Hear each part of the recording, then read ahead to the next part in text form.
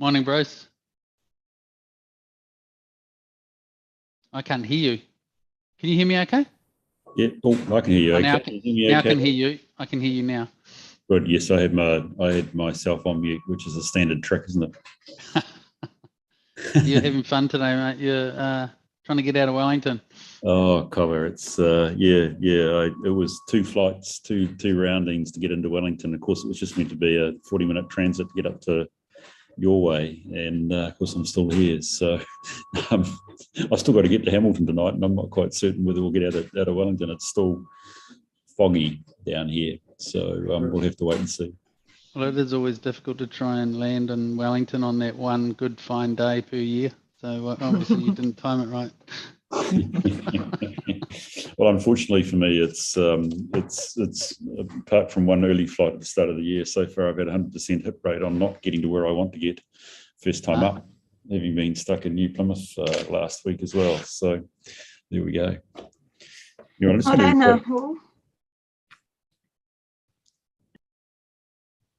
Morning, Hey, Sorry.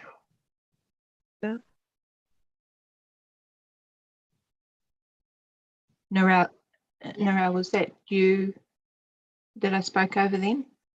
Oh, I just said Morena back. Ah, okay. So, Bruce, you can stay with us until 1? Yes, look, I think certainly for the meeting, which seems important even from the quorum perspective, it may be easiest, given my need to get to the airport, that I might have to forego the protected disclosure training, which I regret actually for great reason. As I said, while I do them, I'd be very keen to hear how things are going with Hamilton, but I might have to just step out for that, but certainly here for the meeting. But I would like to be out by 1, please. Okay. Thank you. And Narelle, are we likely to have a quorum? Did you get any other? Yeah, I think we will just be sitting on quorum. Councillor Angela is in the room at the moment. She's just got her camera off. And I don't see Councillor Van Oosten yet, but she should be coming in. Okay, and I see Jaden there, kia ora. Right, so we're not quite 9:30, so we will just wait for Councillor Angela to join us. Papers up. Is everybody well? It's can't be taken for granted in this day and age with Omicron. There we go. Welcome, morning, Angela. I do have a 1 o'clock council appointment, but if we're going to fail quorum, then I'll push this. That should be fine. We're actually scheduled to go through till 1 o'clock, so Yeah. I'll try and finish just a little early to enable you. Do you need to travel to that? Oh, it's down to Frankton, so it's literally 5 minutes in the car. Okay. Yeah, well, let's try and finish at, say, 1:45. That'll allow you and Bruce to get to your next commitments. What about enough time to put on your armour gear, Angela, to go into Frankton? Well, my armour gear, why do I need that? Well, it can be a bit dodgy on a Thursday. Oh, what's that? It's Wednesday It's today. Wednesday, Yeah. so I'm okay. Yeah. Oh, no, it's okay on Wednesdays. It's Thursdays, you've got to be careful. Yeah. Oh, do you? Okay. Yeah. Especially, well, you're coming into F block. Well, that's true, from D block to F block. Exactly. Hey, Mark, I saw oh, sorry, Chair, it's 9:31. Do we have a quorum? Yeah, we do have a quorum now. So I think, and I've got my papers up and going now, so I think we will get started. Tēnā koutou katoa. Just a reminder that this meeting is being live recorded. Is that correct? Yep. Okay. And you should have all got a notification of that anyway when you logged in. So today we do have apologies from Mayor Southgate, Councillor Pascoe, Councillor Bunting, and I Special think, apologies from Councillor McPherson as well. yes. So look, I will resolve that we accept those apologies. I'll move that the resolution that we accept those apologies. Can I have a second there? Thank you, Maxine, Councillor Maxine. Right, so the confirmation of the agenda. Are there any issues with that? No. Okay. And any declarations of interest? No. Actually, I think I need to move the confirmation of the agenda. Sorry, I'm just getting into sync here, getting my head into this space. Can I please have a seconder? I'll second. Thank you, Councillor Angela. All of those in favour? Against and carried. Right. So just a reminder, the hands up on the screen is working well. So I intend to conduct the voting that way if everybody's happy with that. So there are no members of the public that wish to present today, and no declarations of interest, I understand. Great. Right, so that gets us to the minutes of the meeting on the 18th of November. So that is page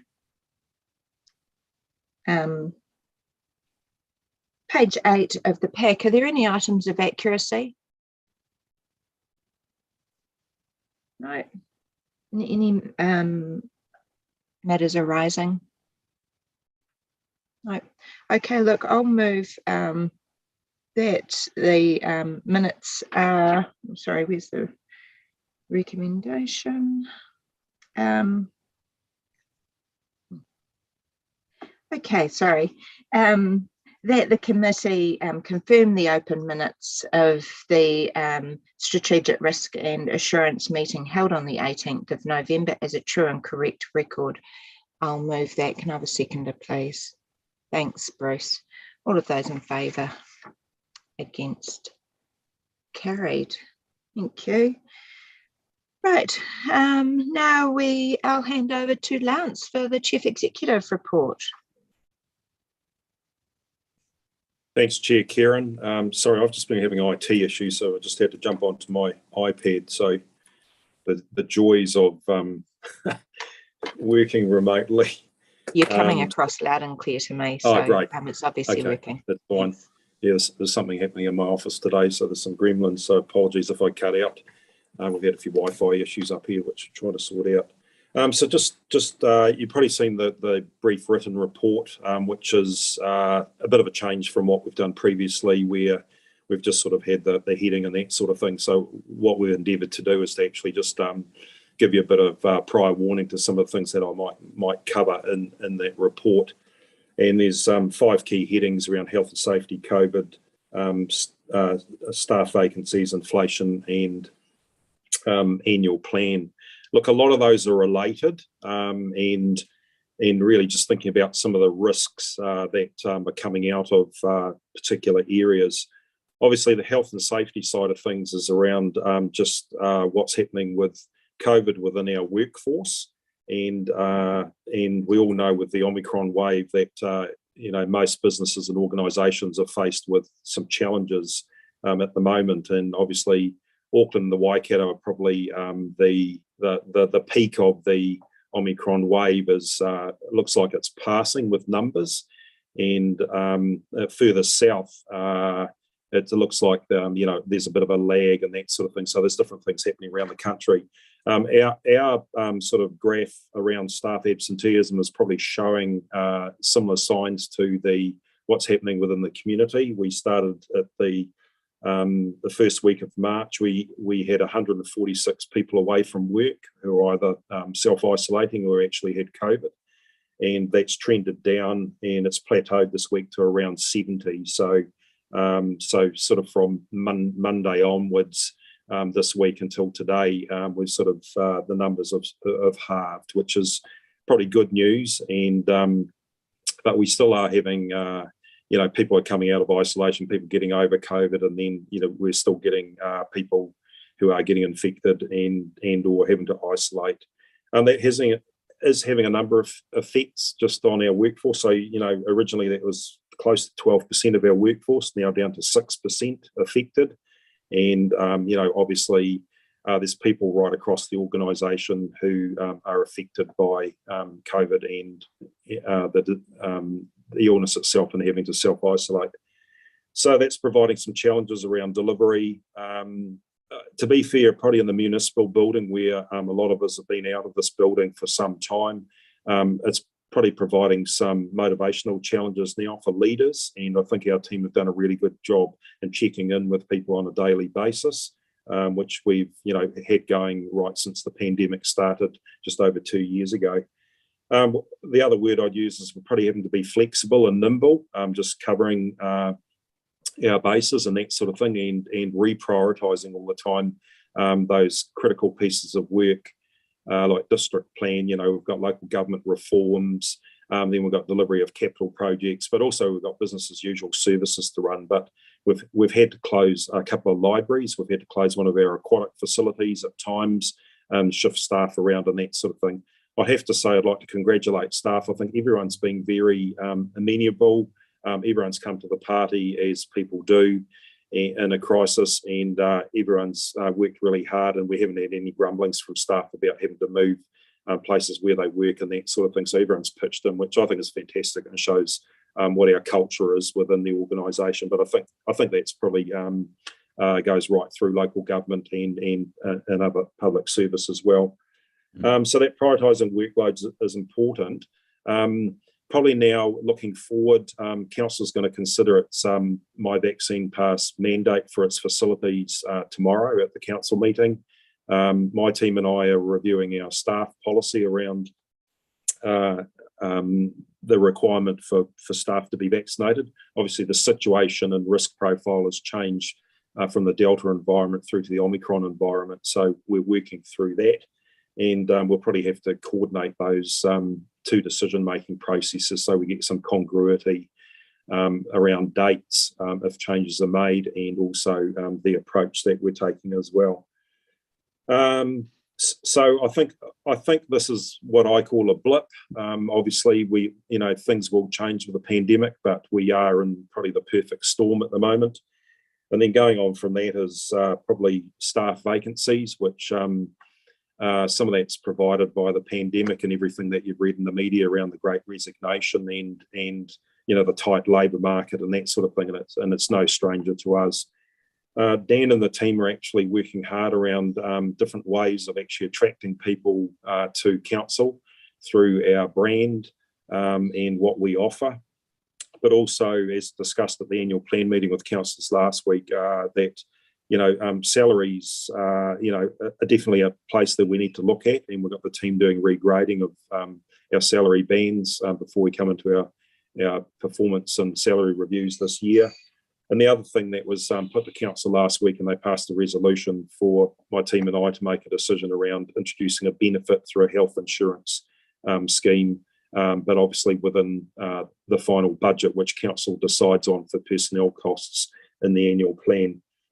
So the other thing we're doing is just we're trying to use our over 1,200 staff as also a means of attracting other people. Everyone has contacts through the industry and life and that sort of thing. So we're just working through, is there a reward for staff members who refer people on to us and then we employ? So we're just trying to do some different things to actually attract people to the council and use as many different ways as we can. The other thing, we've also put some more resource into our recruitment team temporarily to help Dan's team just around recruitment, and we're also been using some outside agencies for that too. We're finding it harder in some of the more specialist roles like planning, project management and those sorts of areas. Other roles are probably not as challenged, but there are definitely probably 6 to half a dozen types of positions which are challenging to find anyone in New Zealand. And my discussions with other CEs at councils and private organisations, everyone's experiencing the same thing. I'm trying to come to some agreement with the local CEs, different organisations, that we don't end up in a cannibalising situation. So there have been pretty amicable discussions and making sure that there aren't targeted raids on different organisations and that sort of thing. So which is really good, and everyone's really chipping in just to do what we can with the resources that we have right across the services that we deliver for the community. The other thing is inflation. There's been inflationary pressures. Obviously, we are under a lot of pressure. I mentioned salaries before, but obviously with the war in the Ukraine and also COVID and other pressures coming on, then we will be under inflationary pressures. And there's been a lot of discussion through the annual plan meeting, which I don't intend going into any more detail today. There's been quite a bit of discussion, and council has, for modelling purposes, and we'll decide tomorrow about what's the level of risk they're prepared to accept around inflation. And so far have flagged that they'd like 5% OPEX inflation baked into the budgets rather than 2.9% and 5% for capital instead of 3%. So we are mindful of that, and staff are mindful of making sure that we manage within budgets and track the inflationary pressures that we're under going forward. The last thing, Chair Karen, is the annual plan and the sign-off report. You can see in the dialogue, that's the narrative in my written report, that Tracy and the team and David have told me that there is potentially some challenges around Audit New Zealand. They've got their own pressures with staffing and workloads and that sort of thing. So there are some pressures around signing off our annual report after the end of this financial year. It looks like this administration, this council, would sign off the draft annual report, but it would probably be the incoming new council after the October local government elections who would probably sign off the final annual report that comes back from audit. So I'll leave it there, and I'm actually happy to answer any questions.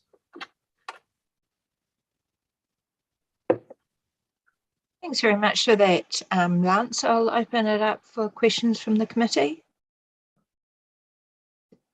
Councillor Angela. Thanks, Chair.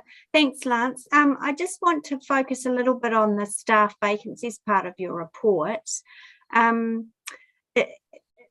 This whole term, at certain touch points, particularly with capital projects, we've heard that staff are under increased workload and pressure.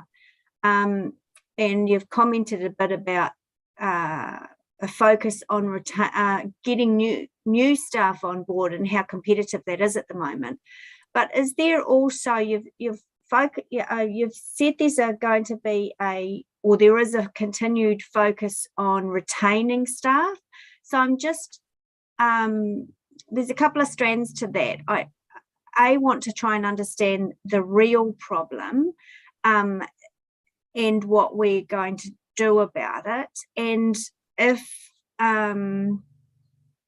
is it something, and this kind of pertains to the current project of hopefully looking for a smaller, more efficient building because less people are working in it.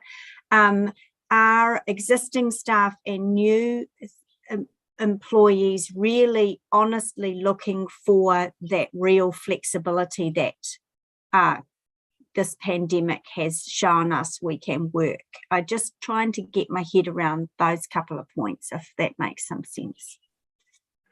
Yeah, there's a number of drivers. Yes, flexible working is definitely something that's coming through from new candidates, and also through the surveying that Dan Finn's team have been doing with staff just around wellness and the way we work and that sort of thing. And he'll probably mention it later on in his health and safety report and wellness report as well, that we're getting that reflected back. And I think we all know that within council, I doubt we'll ever have 100% of people back into the municipal building. I think the world's changed, and and I've been working with some other CEs and looking. I went down to Rabobank with Todd Charteris the other day, and they've got a fantastic flexible working environment, and they actually don't have enough desks for all their staff. So so they're actually looking at that, and we're doing that as well, and we will bring a report back to council on that. So yes, flexible working. There are other drivers. Obviously, the borders are closed. We've had that. The government's saying that visas and things like that will probably be reasonably limited. That's something which I think all local authorities and businesses, and I know Business New Zealand are lobbying the government about, that can we attract more people from overseas for probably those more highly skilled jobs, not only, the good folk who work on farms and also fruit picking and that sort of thing. So there's a range of things. The retention, what we've been doing is actually, I've talked to my managers about actually identifying potential flight risks. And there's a bunch of reasons for that, whether it's salary, and salaries we will have to address through this round and look at that. But also the other thing we discussed with council the other day is benefits. People are looking for benefits as well now. It's a highly competitive market, and that analysis that Dan showed us during the annual plan discussions, that we think one of the best options is that health insurance, and probably especially for people over 30 who start thinking a bit more about their future, and they don't particularly think they're 10 foot tall and indestructible anymore. So there's a number of things. So the retention is really important. So that's, for me, it's about having that good relationship with your people, having an understanding of where they're at, and having those conversations, which are obviously private, and just working that through. There will be people, we do get people who move on. They do see the council as an incubation. The other thing that we need to do is continue on. We've just got our graduate program starting in a couple of weeks with 8 fantastic graduates coming in with a whole package around them. But how do we actually attract more people into the local government industry so that they look at, what are their specific areas as a career, and how do we do that better working with Wintec, with the University of Waikato, the Wānanga, and other organisations. So there's a number of strands to this, sort of the short term, the medium term, and the long term. And I've got confidence that Dan's got quite a comprehensive program, and he gives me Gantt charts, which I find hard to follow, but I will get my head around them, which does have a timeline for these things. Obviously, it takes effort. He has got a good team, and I've got confidence that we will get through the back end of this challenge that we've got, and probably have more resilience. And, Councillor Angela, that we sort of have 150 to 200 go-to people here, and how do we actually build that cohort and empower people and actually develop people, so we have the 500 or 600 go-to people that can really work on those complex situations and programs that we have. Okay, great, awesome, thank you. Thanks, Chair. Okay, I don't think there are any other hands up from the virtual hands up from the committee. I've just got 2 more comments than questions, I guess. Firstly, I would like to congratulate council on the comms that I've seen coming out around the COVID response. I think they've been really agile and people focused, and some of the best that I've seen. So well done for that. A really good response. And secondly, I'd just like to say I'm encouraged to see your focus around recruitment and around the recruitment and retention challenge, because on our agenda today we've got 3 separate reviews or audits that are recommending have recommendations around resourcing levels. And this is an area that this is a risk that we've spoken about for quite some time here at this committee. But it seems that actually that risk is now starting to show itself as an issue, and cracks are forming with regards to compliance and those audits. So it is really important that we see some tangible mitigations of this risk. And so you've outlined today a lot of areas that you're working on to enhance that side, but also obviously there's the resourcing of that, the funding of that, and as an external member, I don't have quite the visibility over that. But could you just give us a brief summary as to whether this further resourcing is to be provided in the annual and the LTPs? I think with the 3 examples that you're giving in the report, partially yes, but there's always something the exec team do is actually reprioritize where we put resource. So we don't just automatically replace people. If we have a vacancy come up, we do discuss that and where do we need our resource going forward with our our modified game plan, for want of a better term. So there is an opportunity for that. Look, how long's a piece of string, and we've also got to be mindful that we do have particular services that we have to provide. We need 100 librarians or whatever we have, that sort of thing. So we have to be careful when we reprioritize. We don't actually cannibalise another area around levels of service. So I think that's getting real clarity around our levels of service. The other thing is a bit of work that Murray's doing for me, working with the whole exec team, and the third tier is our transformation program, and just looking at the first cab off the rank is looking at business process management, and then we're looking at what we call business architecture. What is our modus operandi? What's our philosophy? What's the way we work? It's not just about a restructuring of staff resources or anything like that. It's just about the use of technology, attitude, the culture around, we might have done this for 20 years, but do we need to carry on doing it? Those sorts of things. So there's a big piece of work there now. Efficiencies. Yeah, Murray stepped up the team, and that will come very implicit in the way that we drive the organisation going forward. But that will take some time, but Murray has a very good plan around that, and we have an outside agency working with a dedicated team within council to do that. So I'm hearing that there's not necessarily going to be a step change in the funding for staffing levels, apart from normal inflationary pressures. Look, there are new positions baked into the 10-year plan, and some of those are over different years. And some of our vacancies that we have at the moment are some of those roles, and then some come on stream when certain programs are due to start that are in OPEX or even CAPEX programs that Chris Allen looks after. So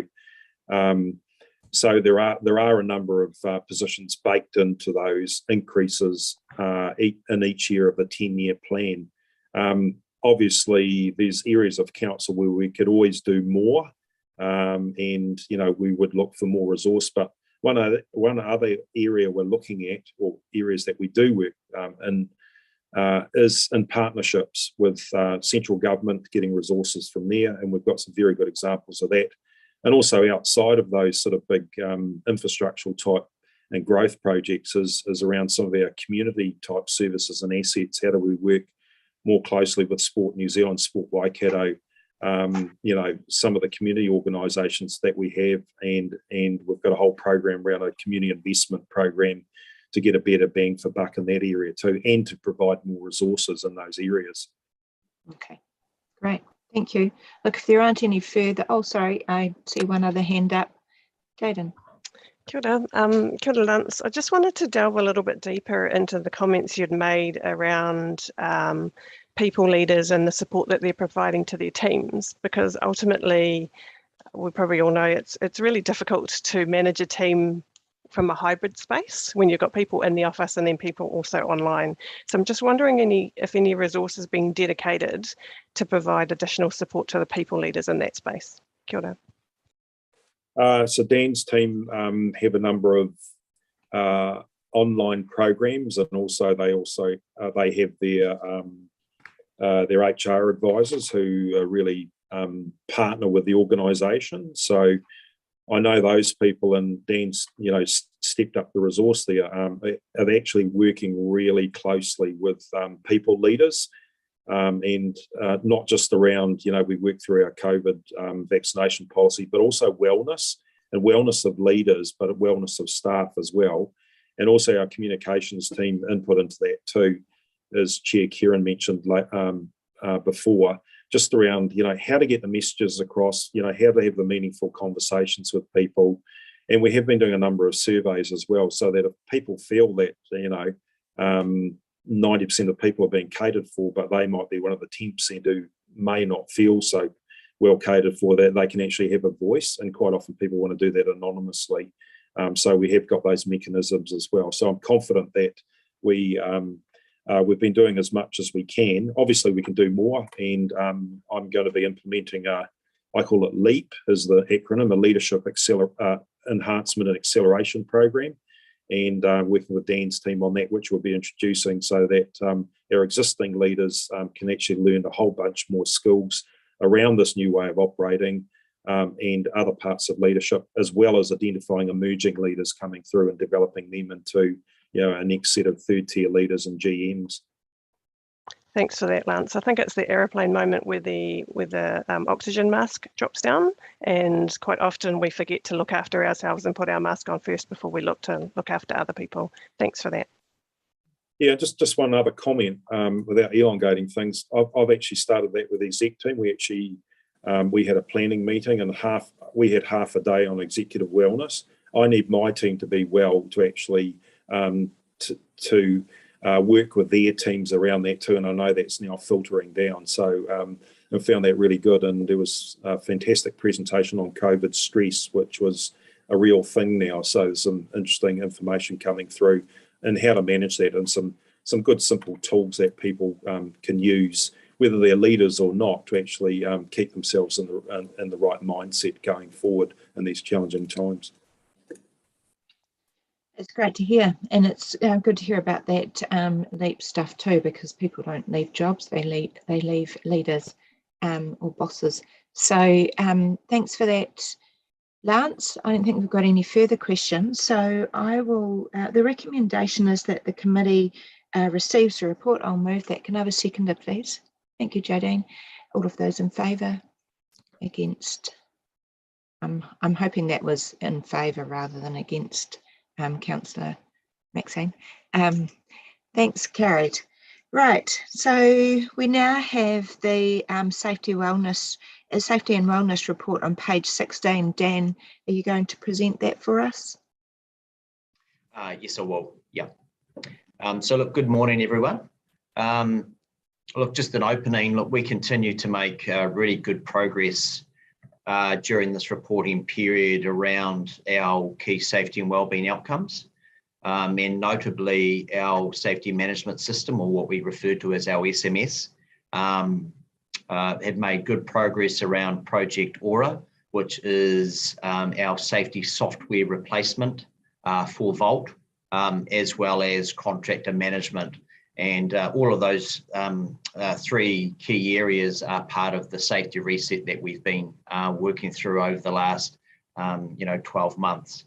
Look, I think it is worth noting that this progress has been made despite the considerable interruption from COVID-19, which really for the safety and wellbeing team, but also many other teams, has been caused significant disruption.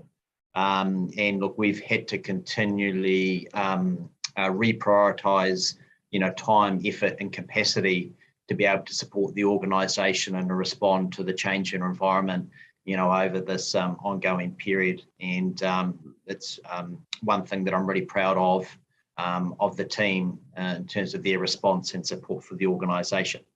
So look, if I can take the report as being read, then both myself and Marie Snowball, who is also online, we're happy to answer any questions regarding the report, and also the supplementary attachments which we've included for your information. Thanks, Dan. I'll open it up for questions. No questions. Yes, Councillor Maxine.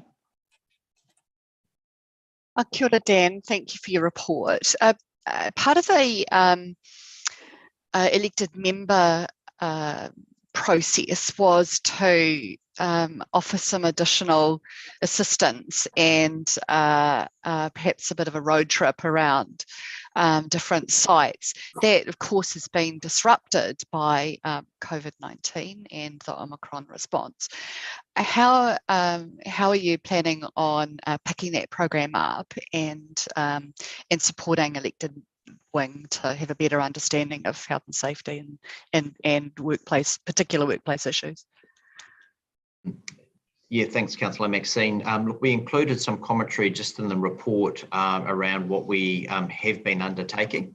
And look, I wonder if Marie is there and if she's able to talk to that, because I know that there has been ongoing conversations in that space. There is a plan.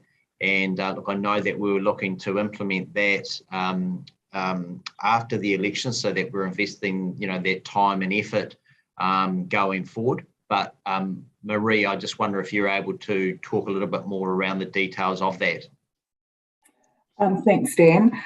We initially did a survey because we talked about this in the last meeting. So we did a survey out to elected members around their knowledge in the health and safety space and got a good response from that.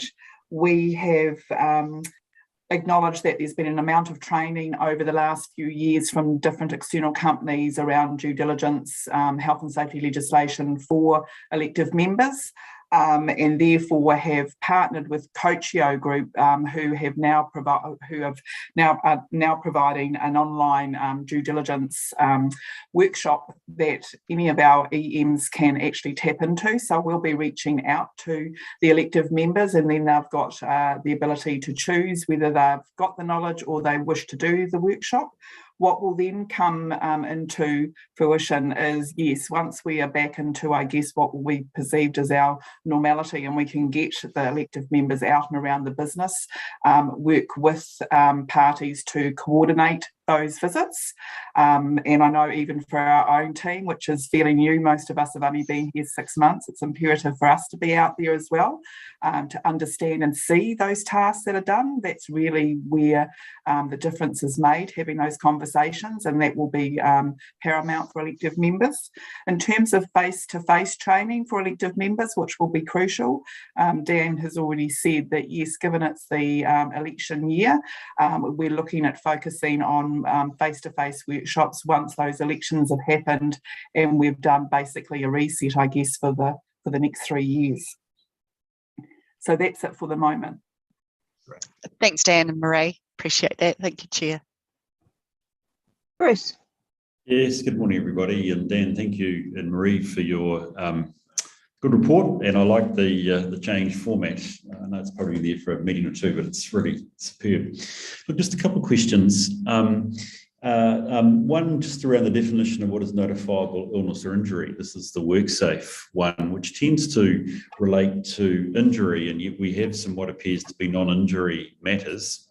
And I must confess I've gone to the WorkCivils ones, which are not health or injury related, or other than the potential, but where we've had service breaks. So my first question is just what is the is the definition, and it's on page 35 of 239, just trying to understand what actually is the definition of when you have to notify WorkSafe, because I contrasted, as I said, with page 38, where we've got, for instance, that pothole where obviously material came down on the gas pipeline, no apparent injury, and yet we still need to notify WorkSafe. Just to get the definition right in my head. Yeah, look, I'll have a go first, and Marie, you can sort of jump in. But thank you, Dan. But look, certainly we're required to notify if we have a serious harm event, and there's criteria around what that is defined by: hospitalisation, broken bones, severe laceration, and the like. But there are also events where there is, as you would have seen through construction, where you have a release of gas or damage to a key service that also requires notification to WorkSafe as well. We've always erred on the side of caution, and we've always over-reported in this situation. and we will continue to kind of take guidance from WorkSafe and escalate those matters where we feel it's appropriate, and we'll let them respond back to us if we've got it wrong. But there is a level of greyness around some of those things. But we've always, as I said, have over-reported in this area. And look, we think that's the right thing to do to make sure that, we're transparent around those significant events. Marie, anything that you'd like to add further to that? No, you're right on point, Dan. And other than, an injury is when someone has been injured that badly, they're now admitted to hospital. So hospital admission is the key for us in terms of WorkSafe. And then, as Dan alluded to, with the release of energy sources under the Hazardous Substances Act and the Electrical Act is where it comes into as well. So that's what we're guided by, and it's quite clear on the WorkSafe site. Brilliant. Thank you, Marie. That's obviously because they have the potential for dire outcome. Yes. Yep. Did you have another question, Bruce? Look, just one final question, and I was interested in the stats from VTI and INSTEP. I noticed PTSD, which is what, post-traumatic stress disorder. Is that correct? I noticed there was one, there was one in the in February actually, attributed to that, and obviously this is their classification. Do we know whether that's from events external to the organisation, to the council, or is that a challenging cause that occurred actually at council? Because they are confidential in nature, it's sometimes difficult for us to ascertain the mechanism or the contributing factor that has caused that particular requirement for counselling. So without us knowing, it's difficult to be able to respond to that accurately, Bruce. Look, I appreciate that, and I'm not asking for any sort of public disclosures, and I also agree that they will be careful in what they disclose to us. I guess my concern was whether somebody was suffering from stress as a result of being in our workplace, as in contrast to potentially events from elsewhere.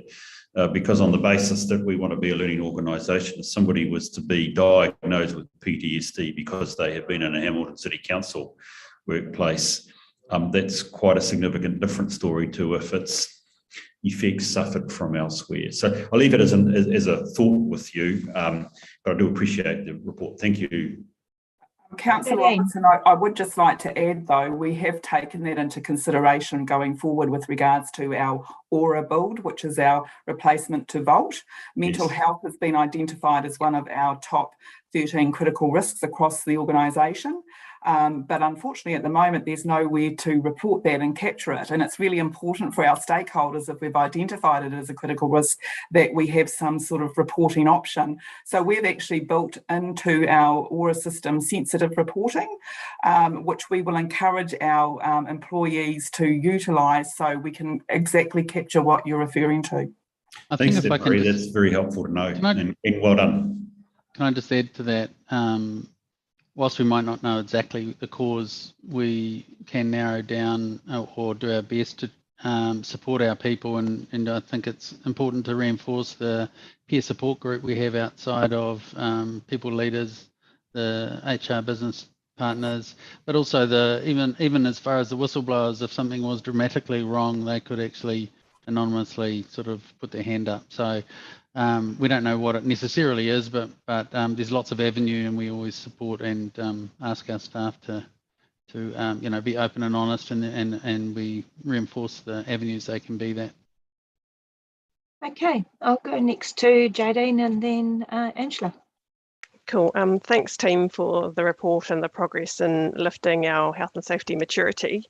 My first question probably relates similarly to what Bruce had just raised, because I noticed that there was a statistic in relation to EAP and sexual harassment. So I'll take that as asked and answered, that the team are building that into Aura moving forward. Yes. So yeah, I had similar concerns to PTSD. On page 38, I noticed that there were a number of incidents involving Waipa Civil. So I think there were 3 that were listed there. So are there any overarching actions that have been taken in relation purely just because of the number? What I would answer to that is we are trying to lift the reporting in the contractor space because we know it hasn't been on point as it should, and we know there are lots of incidents happening out there. So we're actually doing a lot of work in reviewing our contractor management framework to delve into that and make sure we've got consistency across the organisation, and that includes getting our contractors to report. What I would say about Waipa Civil is actually they're reporting, which is a great thing. They're actually one of few contractor companies that are, so I wouldn't be alarmed by the number. I would be actually reporting is a good thing, and it's what gives us oversight. So I would say they're actually giving us that oversight, which is great. Awesome, thank you, Marie. Could I just add to that, if I may? Chris Allen here. So the reports come to me as the general manager in charge, and so I always read those and ask questions. And when I got the third one through, that was a trend to me. So I contacted my manager who looks after that and asked for a deep dive. But just because there was 3, just in a row, so we do react to incidents, but also trends. And so there's a deep dive underway. And as Marie said, this is one of our good contractors who's really conscious about reporting. And so I just thought that might be helpful background as well. Now, it would be helpful for the committee to get an understanding of the outcomes of that deep dive at perhaps our next meeting. Yeah. We could happy to do that. And one thing that I'm seeking to understand on that area, in that area as well, Jadine, is just whether it might be, I have no feel for what proportion of this type of work Waipa do. So it might be that these numbers aren't disproportionate to their level of work for council, but I have no feel for that. So perhaps when you report back to the next meeting, it'd be useful to get a feel for that as well. Yep, I'll pick that up and work through the top floor on that. But just as a comment, you're right, that is their work is 100% that type of activity. So the potential for that strike and that contract is far, far higher than any other contract we have. Right, great. Okay, back to you, Jadine. I'm not sure whether I think it's called the Safety and Governance Committee, whether that March meeting went ahead, and I just wanted to know if there were any trends that came out of that might need to be notified here, seeing it might be quite a while before we see each other again. Unfortunately, we had to reschedule the Safety Governance Committee meeting.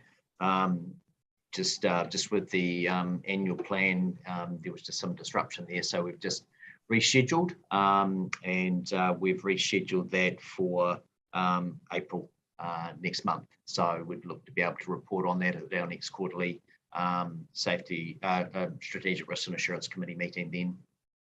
Thank you, Dan. And my last question, I'm probably going fishing here, but is there any, this is probably directed to Dan and to David, is there any indication of timing that would be best suited or add most value to have an internal audit of the health and safety area?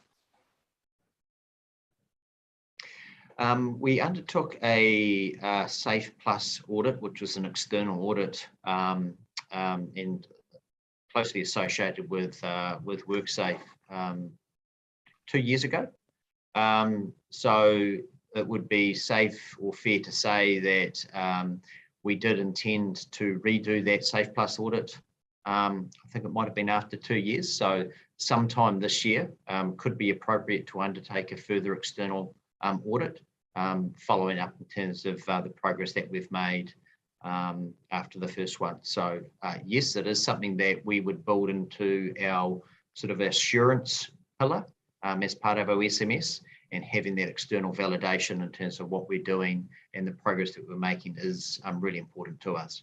Thank you, Dan. I was just fishing a little bit there because later on in the agenda we're discussing internal audit topics. So I was just trying to get a sense of whether you thought we're ready. Thank you. Great. Thanks. Before I move to Councillor Angela, welcome Councillor Dave. And just one follow-up point on that that audit point. I should have picked this up in the initial review, sorry, but we would normally have the table as to what progress is being made against those recommendations, that gap analysis. But I see it's not included this time. Was there a reason for that? Probably we haven't included because, of course, COVID has impacted everything that we've been doing. When my team came on board in August, September last year, it was a focus. And the business partners have been allocated per their business units to follow up with those business units around what has been recommended to make sure that we cover everything there. Unfortunately, with COVID, we've been focusing on doing our due diligence across everything else, and what our business partners actually want to do is get out into the business, get alongside those business units and out there to actually look at and start going through the recommendations to complete it. Okay, yeah, I totally appreciate that. Obviously, there needs to be some reprioritisation in, you know, with regards to COVID. But I think for the sake of full transparency, I'd prefer to see that report in each time, just so we can track progress against those recommendations. Thanks. Okay, over to you, Councillor O'Leary. Thanks, Chair. Yeah, I'm just following up on particularly Bruce's question at the start of this item. Marie, you said there's currently nowhere to report mental health concerns, and I understand from the answer that Bruce got around the definition of basically a notifiable what is it called? Notifiable event. I mean, when it's physical, it's easy to, you know, there's evidence that there's an event, whereas mental health is a lot harder. I know, Marie, that WorkSafe does actually claim that they monitor mental health. So can you just, is there going to be a way where we can collect data and that this committee will be able to see that in the future? So so that's the intent of us now putting into the ORA, the sensitive reporting, so we can collect the data to be able to produce to yourselves and ELT any reports that are coming through in that area. So under sensitive reporting, we've put the choices around mental health, sexual harassment, bullying or other. We've kept it fairly high level, and basically because of the confidential nature, all we will be asking people if they are comfortable and will come into that area to report. They just tell us what the issue is. Nothing from that point on actually gets recorded in the system because of the confidential nature, but what two of my members in my team will be is triage for that, and generally if it was sexual harassment or bullying, it would just be triaged and passed on with the consent of the person to one of the HR business partners, because that's not in the scope of safety and wellbeing. Certainly if it's mental health, my team will be there to support. None of us are medical professionals, so the whole idea is we're there to refer and to support to the services that may be able to help them. In regards to mental health, it doesn't fall under the banner of WorkSafe notifiable per se, but what normally happens is if someone is struggling in that space, for them to be supported, they would generally go to their doctor.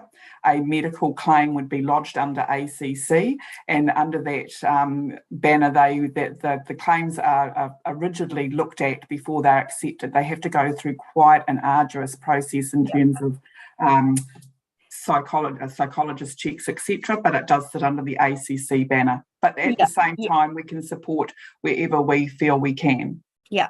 What I'm looking for is some data in the future that informs that, or that can help to inform decisions around the council table.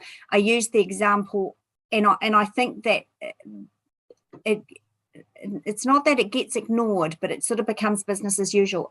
On page 23 of Diligent, one of the serious harm incidents on the City Safe team of having some bodily fluid thrown at him or her, I don't know who it was. That not only is that physical, but that's quite something to have to sort of deal with emotionally as well. So as a result of some kind of data that I'm looking for, I would like that to be reported through, so that then elected members in the appropriate committee or council can then say, okay, so this is the harm that is happening. And I'm really probably talking about City Safe and parking, who daily get abused. Then we can make this decision to make them safer in the working environment. I just feel like there's a gap between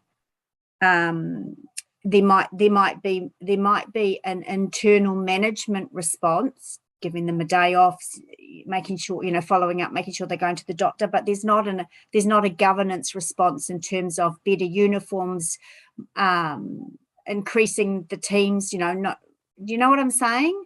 Like there's not the governance response at the end that might mean an increase in budget, better equipment, better. Do you know what I'm saying? Yeah, so if there's an investigation as a result of the incident, what controls can we possibly put in place to support that going forward, whether it's more staff, whether it's what you're saying around uniform.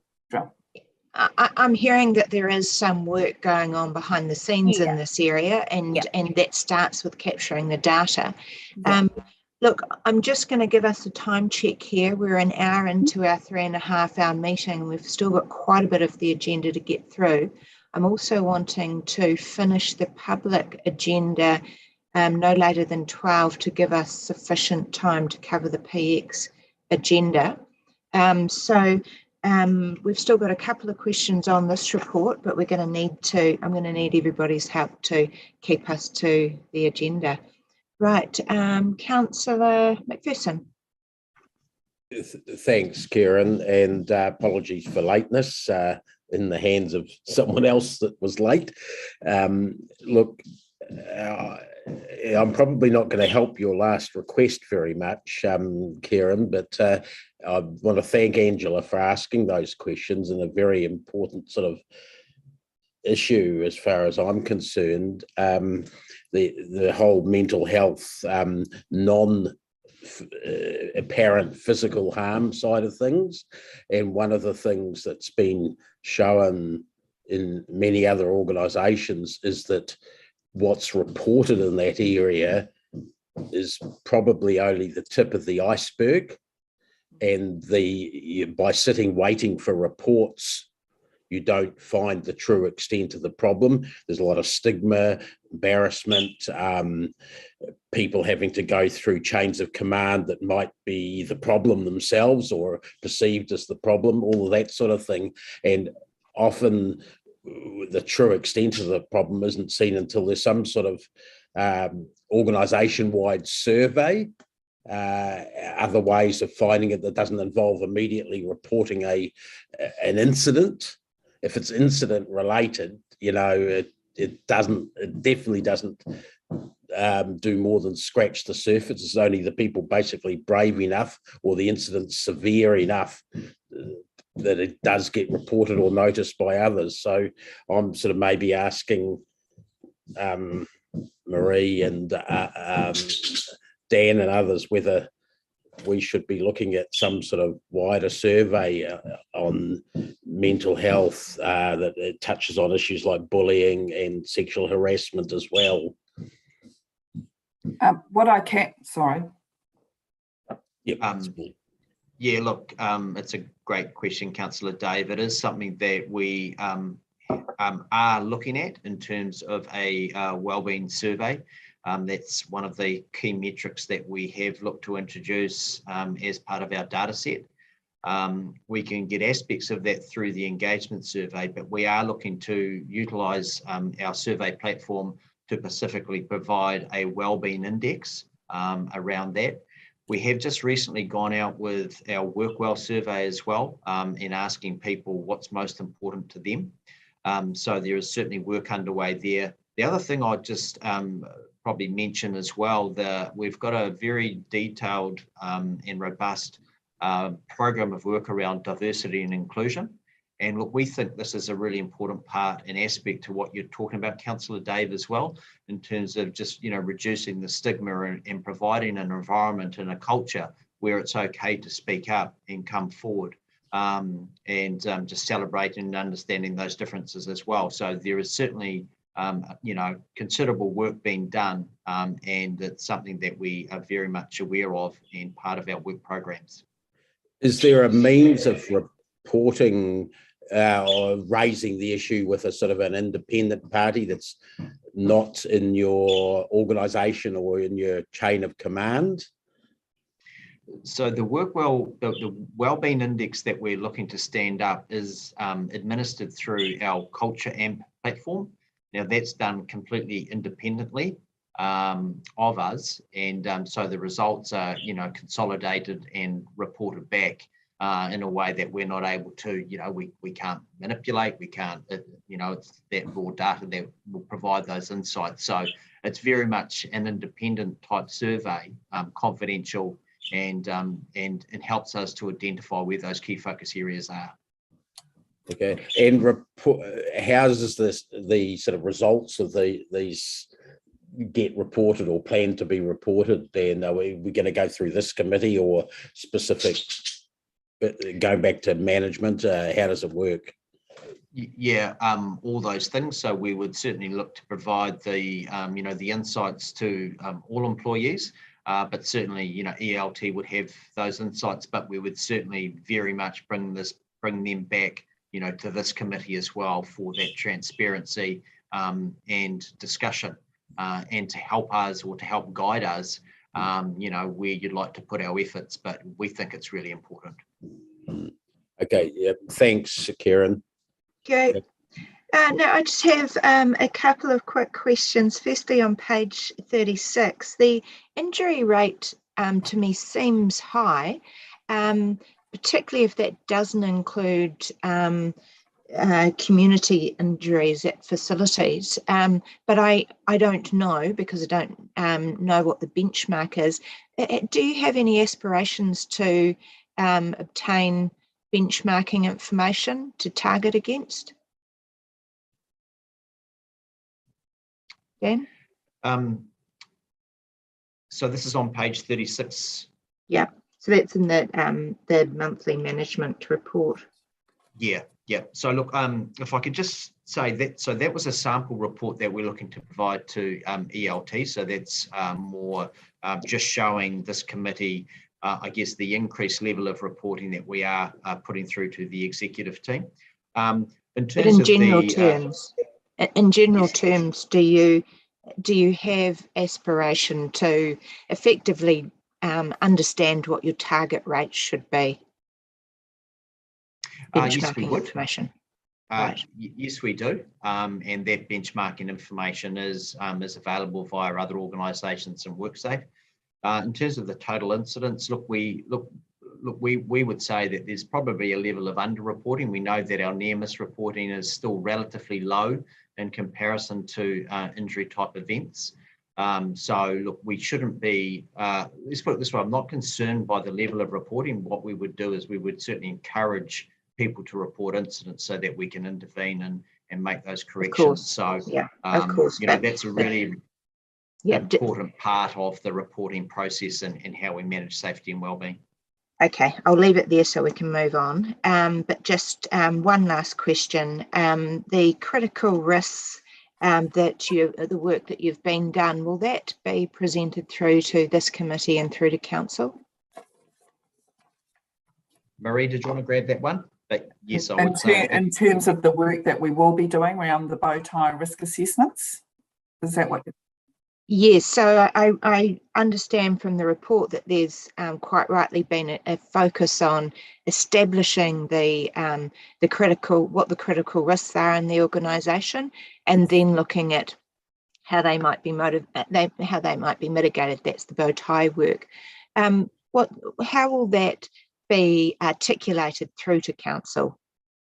If I can just jump in there, just for the brevity of the answer, excuse me, Marie, it will be reported through to this committee in a form that summarises but gives you the information you need, and the report that you're looking at now goes to full council on a quarterly basis, so that will get full visibility.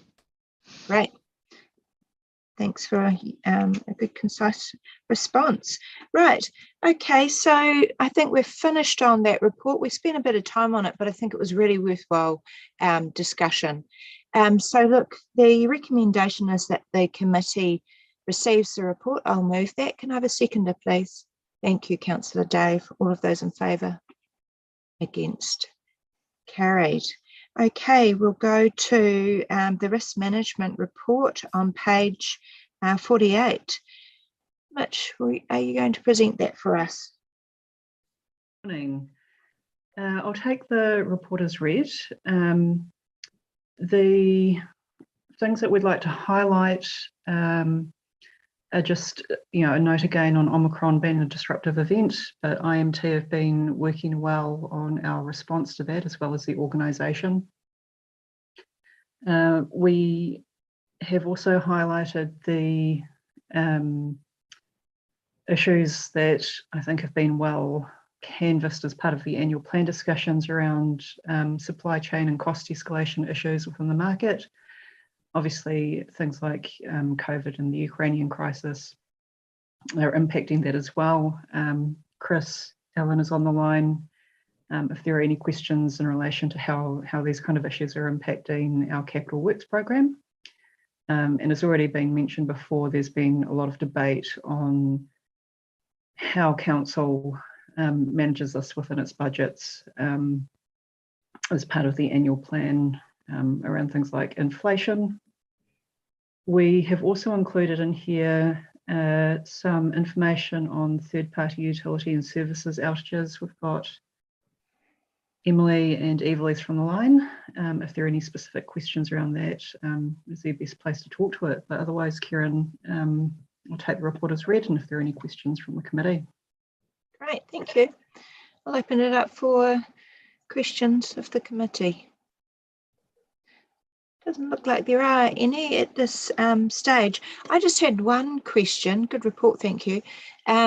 Just one question. I'm thinking about the protests in Wellington and a growing feeling of unrest generally in the community, and I'm thinking about how that might tie in with the Three Waters reform, where there seems to be some really polarised views on that.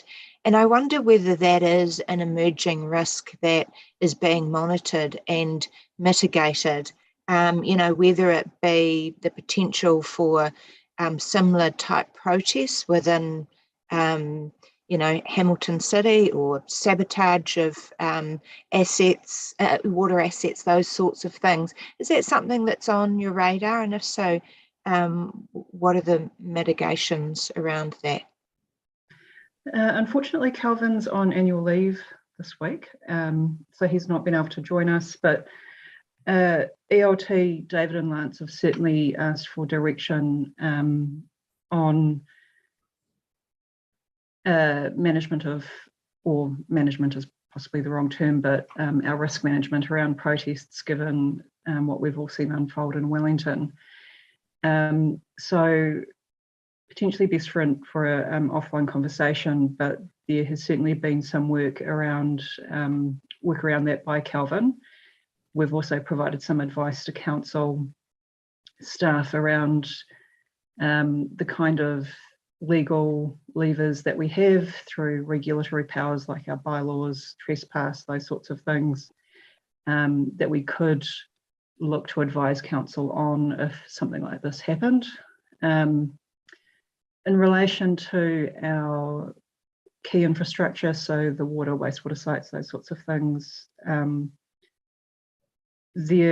we haven't come back to the security review, the physical security review, in a little while, but I'm hoping to do so later this year. But those sites are certainly part of the consideration in terms of security. I don't think that we'd necessarily do anything outside of what we do now in terms of security at those sites, but we'd certainly look to revise it if we did get some intelligence that there were more concerns in that area. David and Lance, I don't know if there's anything else that you'd add to that. I'm happy with that response. Yeah, thank you. I confirm what Mish is saying. There's a lot of work being done behind the scenes in this area. Okay, Councillor O'Leary, you've got a question. Actually, I was just going to comment, Chair, as Chair of Infrastructure and Operations, that we received a decent envelope for through the Water Stimulus Fund 2020, I think that was, to upgrade all of our water, all of our strategic water asset locations, and that work is nearly completed. So that was a fantastic project. Yeah, great, thank you. And Bruce. Yeah, look, thanks. Just conscious, this is a very good report. I've got probably got lots of questions, but actually I think the ones that I'll limit myself to, Mish, is just a couple. One is clearly the response that we are having to service delivery, this cost escalations and shortage of resources, strategic risk 7. So paragraph 50, I like, and I mean, there are a very logical set of actions to be taken. Can I just check, presumably our procurement policy and strategies allow us to have this sort of nimbleness and to look at broader and other approaches. I know that might sound a bit naff and a bit compliance-like, but I think it's important because, you know, there are potentially big winners and losers through these sorts of processes. And it's always good to know that we've got ourselves lined up. So that's my first question. Second question was the emerging risk, particularly around the Puketi wastewater treatment plant. And I just wonder, what's our relationship like with Waikato Regional Council in light of the substantial challenges and risks that we have and the events that we've had? I might see if Chris Allen is available to answer your first question. Yes, Marina, committee. Yeah, so unfortunately, Chris Barton, who's been leading this work for me, has left. So our Chair Karen, I certainly hope it's a case of he hasn't left the boss, that he's left his job. So it's a great career opportunity for Chris. So I'll take that interpretation of why he's left. Yeah, look, this is a work in process, and that's something that Chris has been working on. And yep, we are trying to align with the processes of, you know, Waka Kotahi and the government on this. So we do have some flexibility in our current procurement panel, and we're looking at one at the moment. And our procurement team have been deeply involved in a small panel for electrical works, sort of down at that lower level, and just working through that model. If we go to something a bit bigger like Watercare and their enterprise model up in Auckland, that is big and it's got big impacts potentially on the supply chain. So something, you know, uppermost in our mind, and we get reminded by the Contractors Association, Civil Contractors New Zealand, is you know, making sure we keep a sustainable supply chain in the region. Yeah, so that they all are considerations. Our current procurement policy has some flexibility there, but we're just working through that. Chris, when we say comprehensive regional forward works pipeline, is that a hint that we have got a level of regional cooperation with other local authorities to state what that pipeline is? Yeah, absolutely. That's been one of our big initiatives over the last 3 years. I do have to say that it's probably fallen away a little bit just with the pressures of COVID, but what Chris Barton was doing is corralling the region, so that it was all the local authorities that wanted to join, which is Waipa, Waikato, and some of the other surrounding ones, Waka Kotahi, even the university and some of the other people that put out work in the region, to have a consolidated view of the work coming up, you know, on a 3-year rolling program and beyond, and taking that further in terms of having regular sessions with the contracting industry to talk about that pipeline coming up. So look, it's been some really good work on that, but I do have to say it's fallen by the wayside a little bit just with over the last 12 months with the pressures of COVID on everybody. Thank you. Any other questions, Bruce? just the Waikato region relationship, how are we going with the Puketi plant and issues? So in terms of the relationship with Regional Council and the Puketi plant, relating to power resilience, we do have a resource consent that does allow for instances that are beyond our control. And so those are displayed in our discharge parameters that we're allowed to discharge, and there are highs and lows available in those.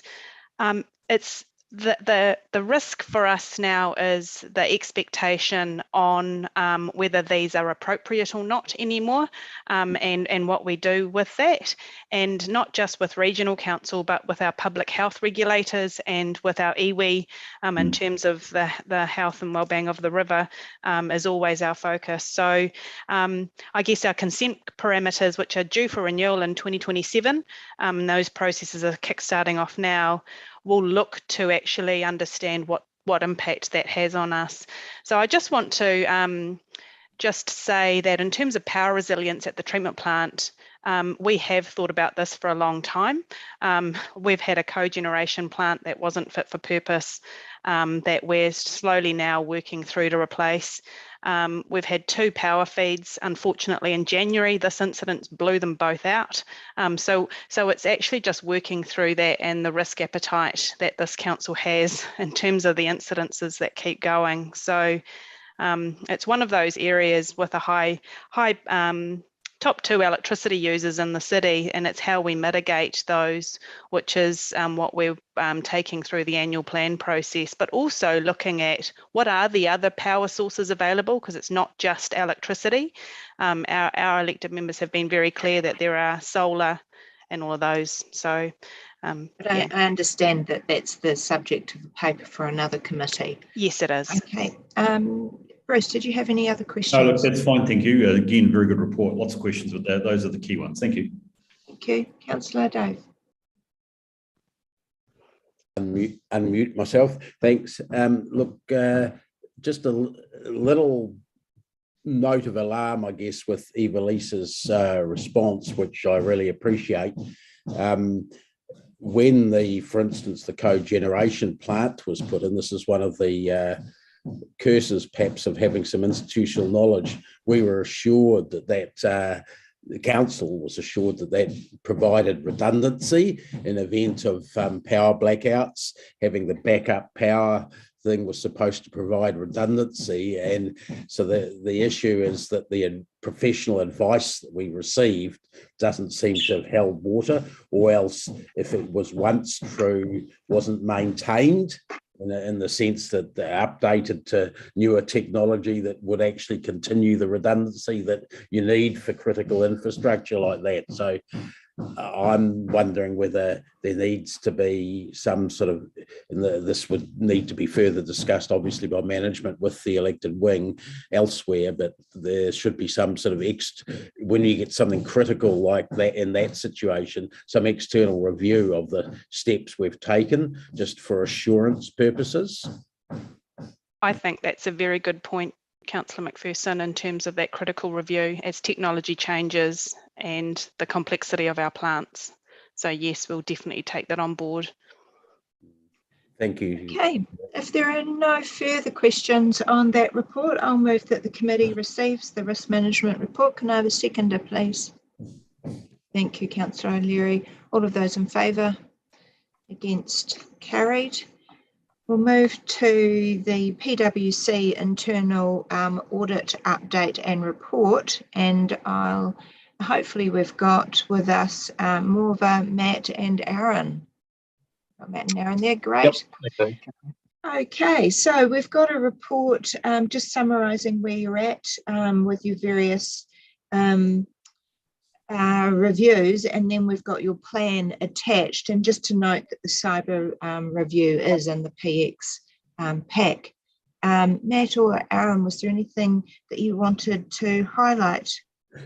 No, look, I think the paper you've got in the pack there, what that does is look forward over the next 3 years and say, where's a good place to focus your internal audit efforts? And the way this has been built up is sort of looking at what's happening within the organisation, in particular, what are those key projects and initiatives built into the 10-year plan, talking to management, looking at what has changed in the organisation and getting a feel for where their pressure points are.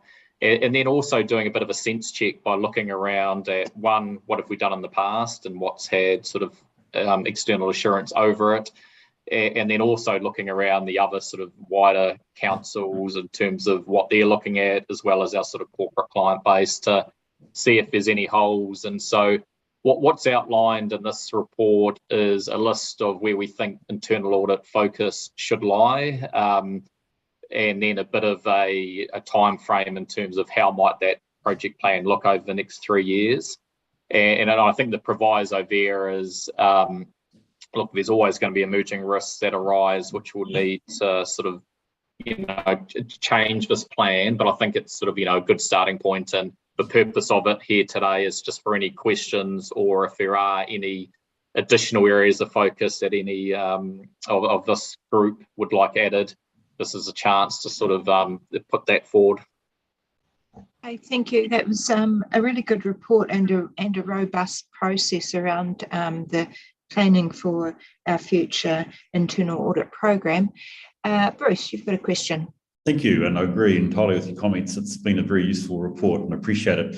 Look, I only have one comment, and I will just leave it as a suggestion or a thought, Kieran.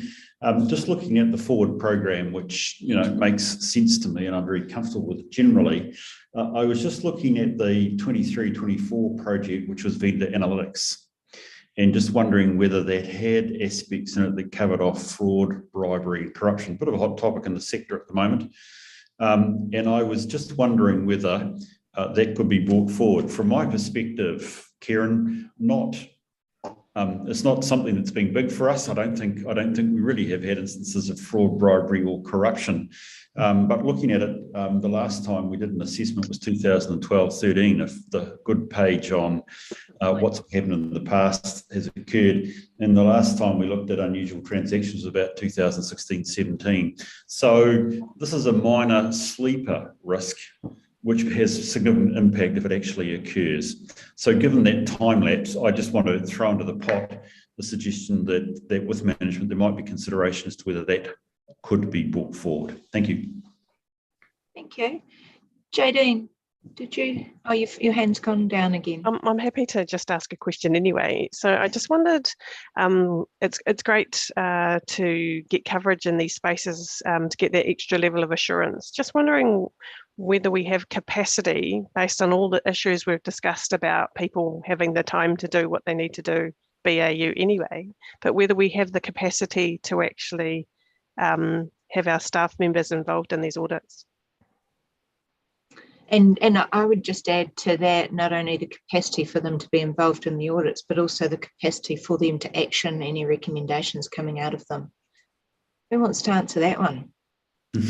Firstly, Matt or Aaron, are you seeing currently that do you feel that we have the capacity in what you're seeing coming through in the Look, I think it is a really good question, and there's no doubt that within organisations such as yourselves, you get a couple of things. One, you get audit fatigue in terms of that sort of constant audit challenge, and then you're also dealing through an environment like we are now with COVID and staff shortages. The ability to really focus and improve an organisation is harder than in a BAU environment, and so then you sort of come to the balance, which is we still need to overlay that wider control and ensure we are continuing to move the organisation forward. And so it does become a real balance. And I think you sort of step back from that and go, we've outlined here what could be done. And I think from what we've seen within the organisation around the staffing sort of, shortages at the moment, that I think there should be some real forward into, particularly for this 22-23 program. Do we thin it out a bit while we get staffing levels back to where we need them to be? And I think there's potentially some real benefit in that. Then it comes to sort of, Bruce's point, if we are going to do something like that, maybe it's another little reset on, well, what do we want to prioritise in terms of what are those biggest opportunities for things to go wrong, and potentially slightly tweak when we do some of this this work. Okay, so I'm hearing you're mindful of that issue. Look, I'd just like to add that I support Bruce's comments. It's always a balance between, a value protection and value add, and it seems like, we're getting some good value add here, but, we do still need to remember about those basics that have the potential for a rather large bite if they go wrong. The other issue I just wondered about is, when was the last review of delegated authority? Not only the review of the policy itself, but compliance with it. Can anybody tell me that? Just that seems to be quite topical. Well, not only in this industry, but it seems that nobody can answer that off the top of their head. I can, Kieran. Oh, yep.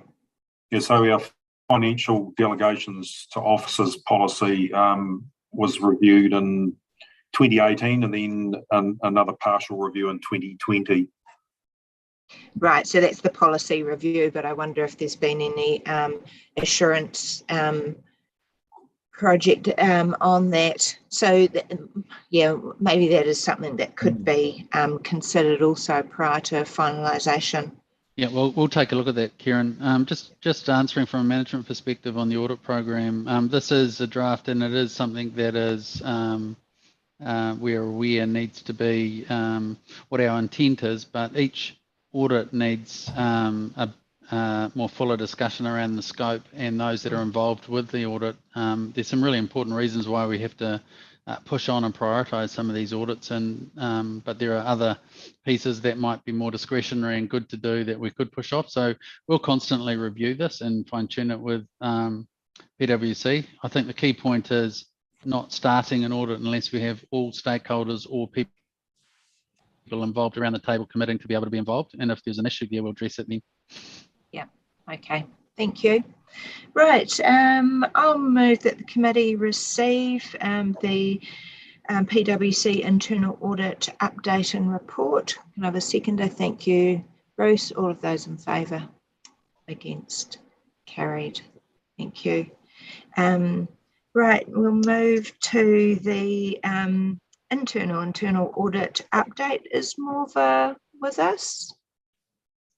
I'm not seeing her on screen. Look, can I suggest that we perhaps move to the next paper, and if somebody could text Morva to see if she's able to join us, we'll come back to that paper if everyone's happy with that approach. So we'll move now to item 11, page 127, and that's the Audit New Zealand final management report. Tracy is here with us. I'll hand over to you, Tracy.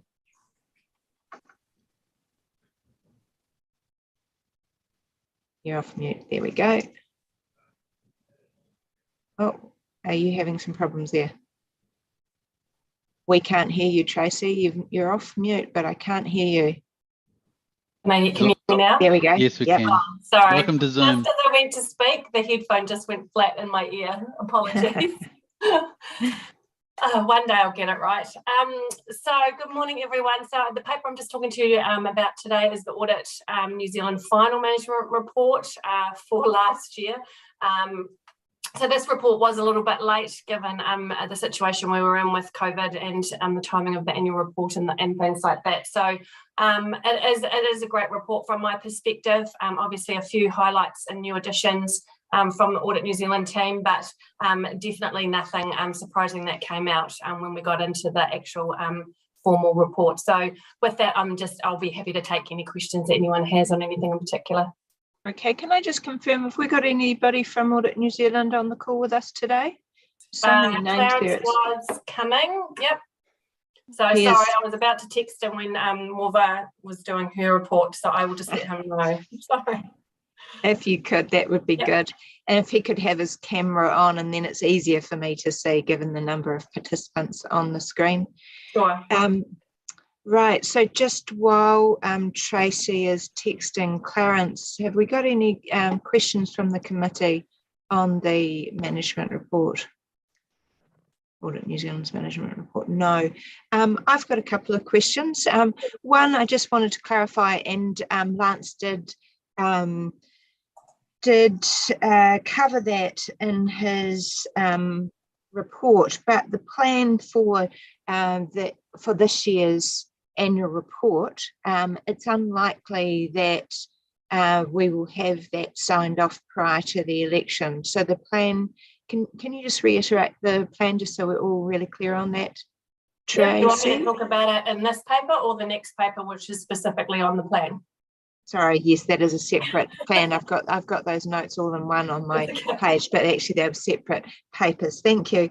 For this, actually no, it's probably better under the other paper as well. Clarence isn't with us yet. So just while we're waiting for him, so there are 8 necessary recommendations coming out of that, and 1 beneficial. Is there anything you're particularly concerned with, Tracy? No, so I have already discussed all of those with the team, and in fact I've got a table where I've got all of the recommendations and what their updates and things are. So definitely all of them have some kind of update, a work in progress. Some of them have already been completed. So feeling really comfortable that we're under control in that. And again, remembering at the time, we already knew some of them while we were going through that audit process anyway. So it was just formalising some of that. Okay, great. So you've got a plan to implement those all of those recommendations. Jodine, you've got your hand up there. Kia ora. I just had a quick question on page 137, the note about, or the recommendation about capital commitments, and just wondering how we were doing with investigating and resolving the $544,000 immaterial difference. Thanks. Great question. Yeah, we've actually been doing a lot of work, and then one of the outputs of that piece of work, Morva will talk about as part of her paper in the contract system that we reviewed. So what it was is just a reconciliation between the 2 systems and what we were doing. We have gone back, we've reviewed every single contract transaction. We've obviously with the support of our vendor to look at why it was doing some of those errors. And what we've done is actually created some reports that will tell us if it is out of sync rather than us just finding it out. So definitely a lot of work in that space. And surprisingly enough, it kind of just raised other things that we could be doing better at that we're just changing now as well. Thank you, Tracy. Great. Bruce. Tracy, just in the absence of having gone back to last year's annual report, can you just remind me what we are revaluing this year versus fair value assessing, given the importance that Audit New Zealand clearly are placing on these, and quite rightly so, and it's the same through the sector. Just trying to anticipate what could or could not be issues. Right, you ready? Wastewater, stormwater. I like to laugh. Yeah. Wastewater, stormwater, rubbish and recycling, land, buildings, and the 2 and the treatment plants. So waste treatment plant and water treatment plant.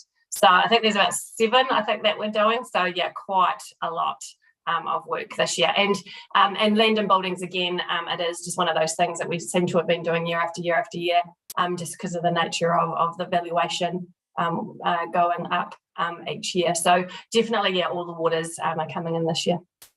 Yeah, so it's a big year for the revaluation, and often, sorry, I'm just reflecting my experience last week here, and that sometimes the fair value assessments become more problematic as, and particularly, inflation tends to track up. And I notice using the producer price context rather than index rather than bills, so it's starting to have an impact. Thanks for that, appreciate that, big year. Okay, great. Look, given we haven't got Clarence or Morva with us yet by the looks of it. Oh, okay. Morva is here now. I've got here. Okay, Sorry, great. I just had some technical issues. That's all right. So look, I'll just park items 11 and 12. We'll go back to item 10, and hopefully at that stage, Clarence will be with us to answer any questions on item 11 and 12. So Morva, you've got 2 reviews to present. Was there any key highlights you wanted to share? Yes, basically there were 2 reports. One is the capitalisation of assets and the other the contracts register, which Tracy also alluded to was a point in the management report. But I think under the capitalisation of assets, definitely the need for additional resourcing, clarifying the role and responsibility of project managers and improving some business processes. I've got Paul Gower who's available, but to answer any questions on that. But a significant number of these recommendations are in the process of being taken. And if anyone has any questions. Yeah, I'll open it up for questions on that report first. Sure. Does any committee member have a question on that? I don't see any hands up. I guess my question is, and I don't want to get into sort of the details of the processes and what have you, but I mean, the capitalisation of assets has been an issue that's come up in our Audit New Zealand management report. Most years that I've been on the committee, it's an ongoing issue, and it seems that your report is indicating that, you know, the resourcing in that area hasn't increased with the increased capital spend, which makes sense. So no wonder there's a backlog. Your feel, I'm just asking for your feel, I guess, Morva, as to whether, you know, that increased resourcing, I think it was, I'm thinking 2 extra staff, was it? I can't remember. Yeah. Anyway, extra resourcing, will that be sufficient to actually resolve this issue once and for all? I think there's a bit more to the process than that. One is they're looking at a new capital financial analyst in the capital projects area, and that person will work with project managers to ensure that the financial that there is a reconciliation of the WIP that has to be capitalised. So, and that's something that hasn't been, is an area that we've seen as an improvement. And also implementing this capitalisation approval form that Audit New Zealand highlighted that we didn't have one. That plus other work that's being done, which Paul can talk to, in the around some other processes. And I think, judging from what I've seen, if we can put that into place plus the new resourcing and capitalisation teams, I think there will be an opportunity to improve on our WIP position than we've been able to in the past. Great, yes. Thank you. Right, were there any other questions from the committee on that report? No. Okay, Morva, did you want to move to the contract register? Right, okay. Basically, this was looking at the extent to which contract payments were actually higher than the approved contract sum. Now, a lot of work has been done in this space since I initially did the report for Chris Allen, and the report does show the improvement. However, I just wonder if Ian Anderson is online. As Tracy said, there's work being done across the board, but there's also some other comments, I think. Is Ian there? Yeah, I'm on the line. Yes, Morva. okay. Whether you wanted to comment on the other work that's been done since this report came out as well. Thanks, Morva. Good morning, Chair, and good morning, Committee. My name's Ian Anderson. For those who are not aware, I'm the Capital Financial Lead, sitting in Chris Allen's group. So I worked quite closely with Morva over this issue over the last 4 months, particularly in consultation with the business managers across the organisation. to get a handle on what's going on here. Look, the reality is that since Morva first published a report, we have been back to Civica on a number of occasions to ascertain what we can do within the authority framework to tighten up the controls around us. The committee should be aware that at the moment the authority system controls contract spend, not unfortunately based on the dollar value that has been approved, but it approves it controls it based on a date and an end date, which, as we know, isn't really adequate. And as a result, we have had a number of instances where contracts have managed to move into a credit balance incorrectly. Civica are telling us that this is quite a substantial piece of maintenance and within their system to get that to work.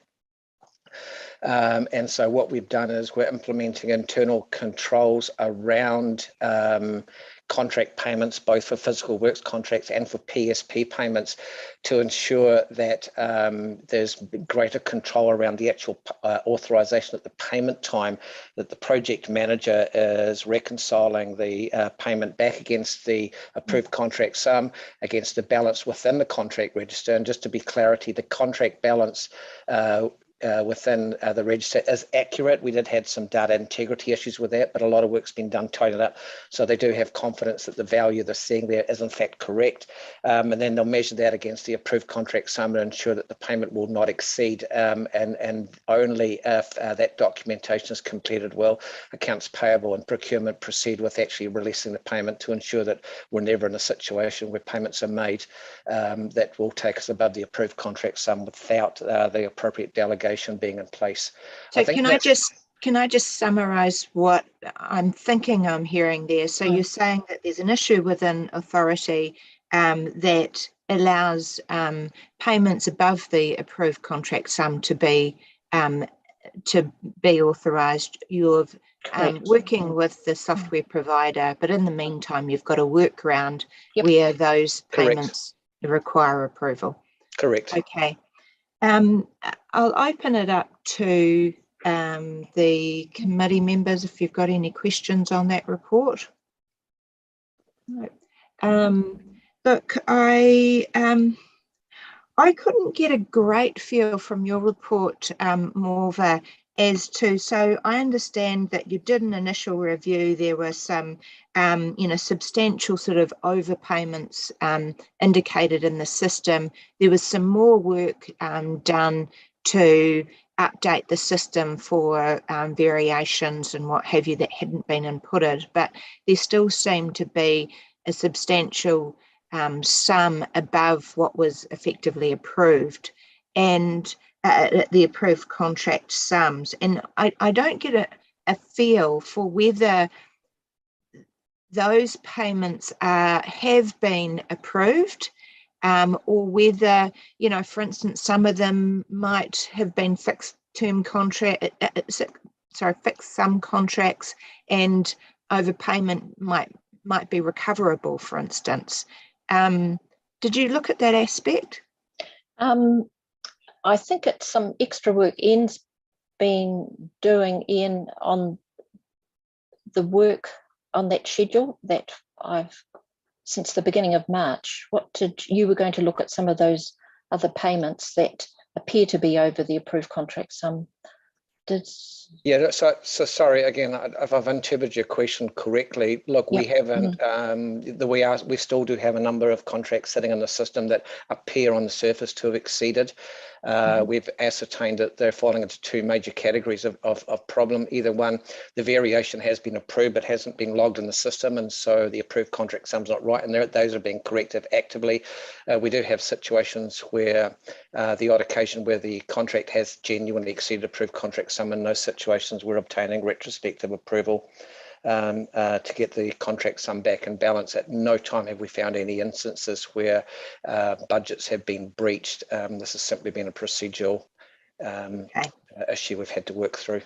Right. Okay. That's the important point. Thank you very much. Sorry, Kieran, just to carry on with that particular point. So the budget hasn't been exceeded. We've used our contingency to cover where the amount is over what we expected. I'm not quite sure on that one. Yeah, I'm trying to answer that question. Yeah, look, in a lot of cases, I think what we're finding in a lot of cases is that the exceedance we're seeing in the contract register actually isn't correct, and it's a data integrity issue which we're correcting. If and on the odd occasion where we are actually seeing that there is a genuine need to increase the approved contract sum, then that is being done within budget. There's been no breach of budget per se. So I suppose to your question, yes, then that you would argue that contingency is being used to pay for that if that's needed, but I'd need to look at each individual specific in that case. Okay, thank you, Ian. Okay, if there aren't any further questions on that report, I'll move that the committee receive the report. Can I have a second, please? Thank you, Bruce. All of those in favour? Against? Carried. Right, I can't see Clarence on the line yet, so let's move to item 13, page 160, and that's the draft conflicts and management policy. Mish, are you with us? Yes, great. Morning. Kia ora, I'll pass over to you.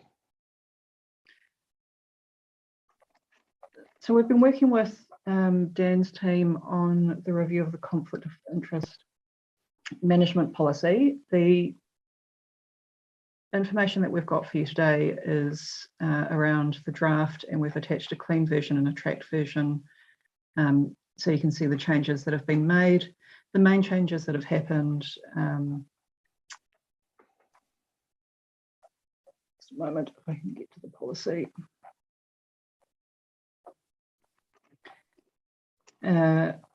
Really centre on the OAG advice around including information about predetermination and what that means and how it'll be assessed, and how the seriousness of conflict of interest will be assessed. So it's really an opportunity for the committee to have to give us any feedback that you have on the policy before we take this further internally. Okay. Does the committee have any feedback? Not seeing any hands up. Bruce. Look, just for the sake of this meeting, I do have quite a few comments, but they're more ones, shall we say, of editorial. Like perhaps after the meeting, I should just follow through with an email or talk perhaps directly with you, Mish. I mean, I think the policy direction is absolutely in the right way. I think there's a wee bit of clarity over one or two matters that would be helpful, but I'm happy to do that offline, Kieran. For I think that's a great suggestion. Thanks, Bruce. Right, and I didn't have any other feedback on the policy, and assuming no one else does, the recommendation is that the committee receives the report, notes that the terms of reference of the committee empower the committee to review the conflicts of interest management policy, notes any feedback the committee provides on the draft policy will be considered before the policy is adopted, and notes that any further progress to implement the OAG recommendations will be reported via the Organisation Improvement Register. So I'll move that. Can I have a seconder, please? Thanks, Bruce. All of those in favour? Against? And carried. Thank you. Right, I think we do now have Clarence with us, so we'll flick back to item 11 and 12. Kia ora, Clarence.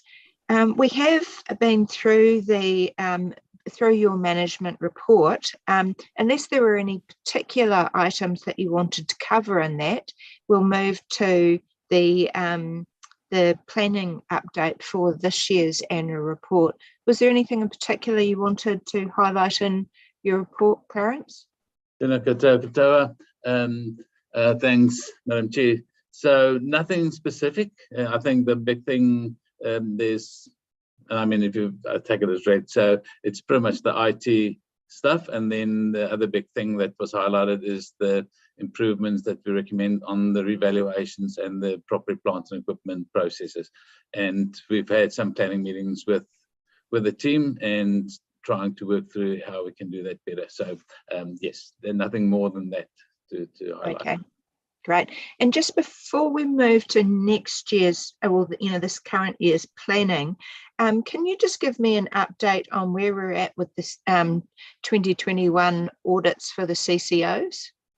Yes, so I'm the appointed auditor for the Wiggle Group. So that is New Zealand Food Innovation, D2, and Wiggle itself. So those ones are, I would say, 80% complete. Unfortunately, my audit manager has had an operation, so he's booked off, and just scrambling around trying to find a replacement to do some of the initial reviews.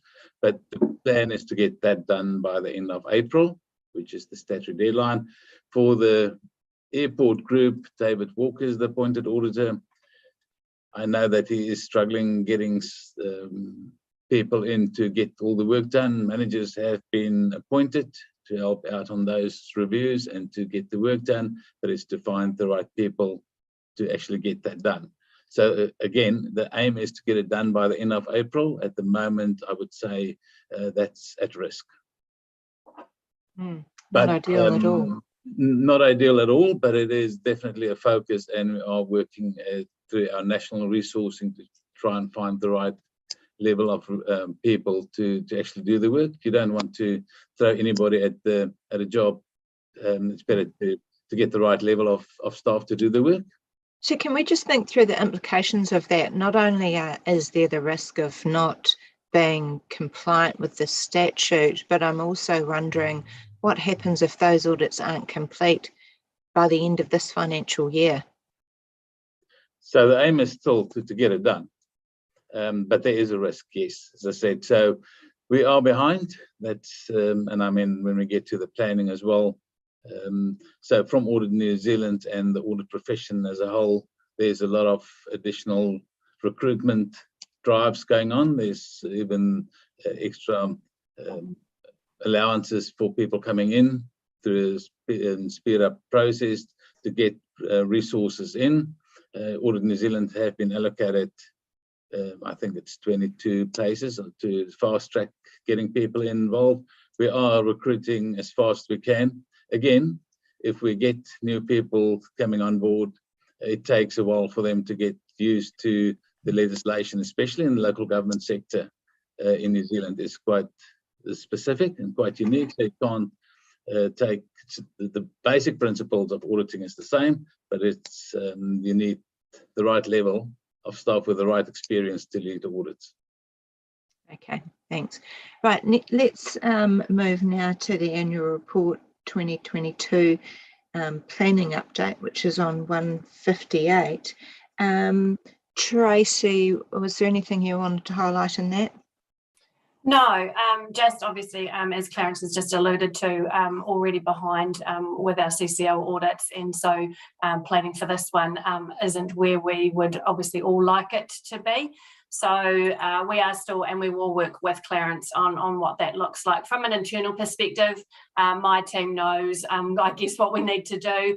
So we'll carry on doing what we do with, based on the timetable, pretty much similar to last year. The only thing that I just want to talk to the committee today about is the timing of the final report. So as you know, I pushed pretty hard to try and get Audit New Zealand to get it done, ideally by the end of September, beginning of October. That's definitely not going to happen this year, which means that fundamentally the new council will be formally adopting our annual report. So what we're proposing to do is still bringing it through this committee, which will be a recommendation to council, and then a recommendation from the current council to the new council around what that annual report looks like. So obviously we're hoping at that point in time, it's just a formality of trying to get it through, I guess, Clarence's technical team and those bits and pieces. So that's what we're proposing to do at this stage. Okay, thank you. Right, Bruce, I see you've got a question. Yeah, not an easy time, Clarence. I totally get the ecosystem issue. Can I just get a sense of how you prioritise things? Last year we had a sense of priority and being able to meet times. Are we entirely dependent on your resourcing in the Hamilton office? or are you able to call on resources from else to be able to get this job done? Thank you for that question. And yes, so there is some changes this year with the resourcing and how we sequence our work. In the previous years, the last year, the central government, FSG, has taken precedence, and that makes sense because that is for the financial statements of government. After that, it was more for the local resourcing where our priorities came in. This year, what we are trying to do is for the local offices like Hamilton and Tauranga, and that to have the top, the biggest councils have the same priority. So Hamilton City, Tauranga City, and a few other city councils have a higher priority and higher sequencing rating that we can draw on national resourcing. And fortunately, we've had quite a lot of resignations and movement in the Hamilton and Tauranga offices. So there's a lot of pressure on higher sequence clients like FMA agencies, and then also, to say, in Wellington, the central government. But definitely, compared to other councils, you have a higher priority. And yes, we are working on a national resourcing framework, and therefore I do have access to all the staff.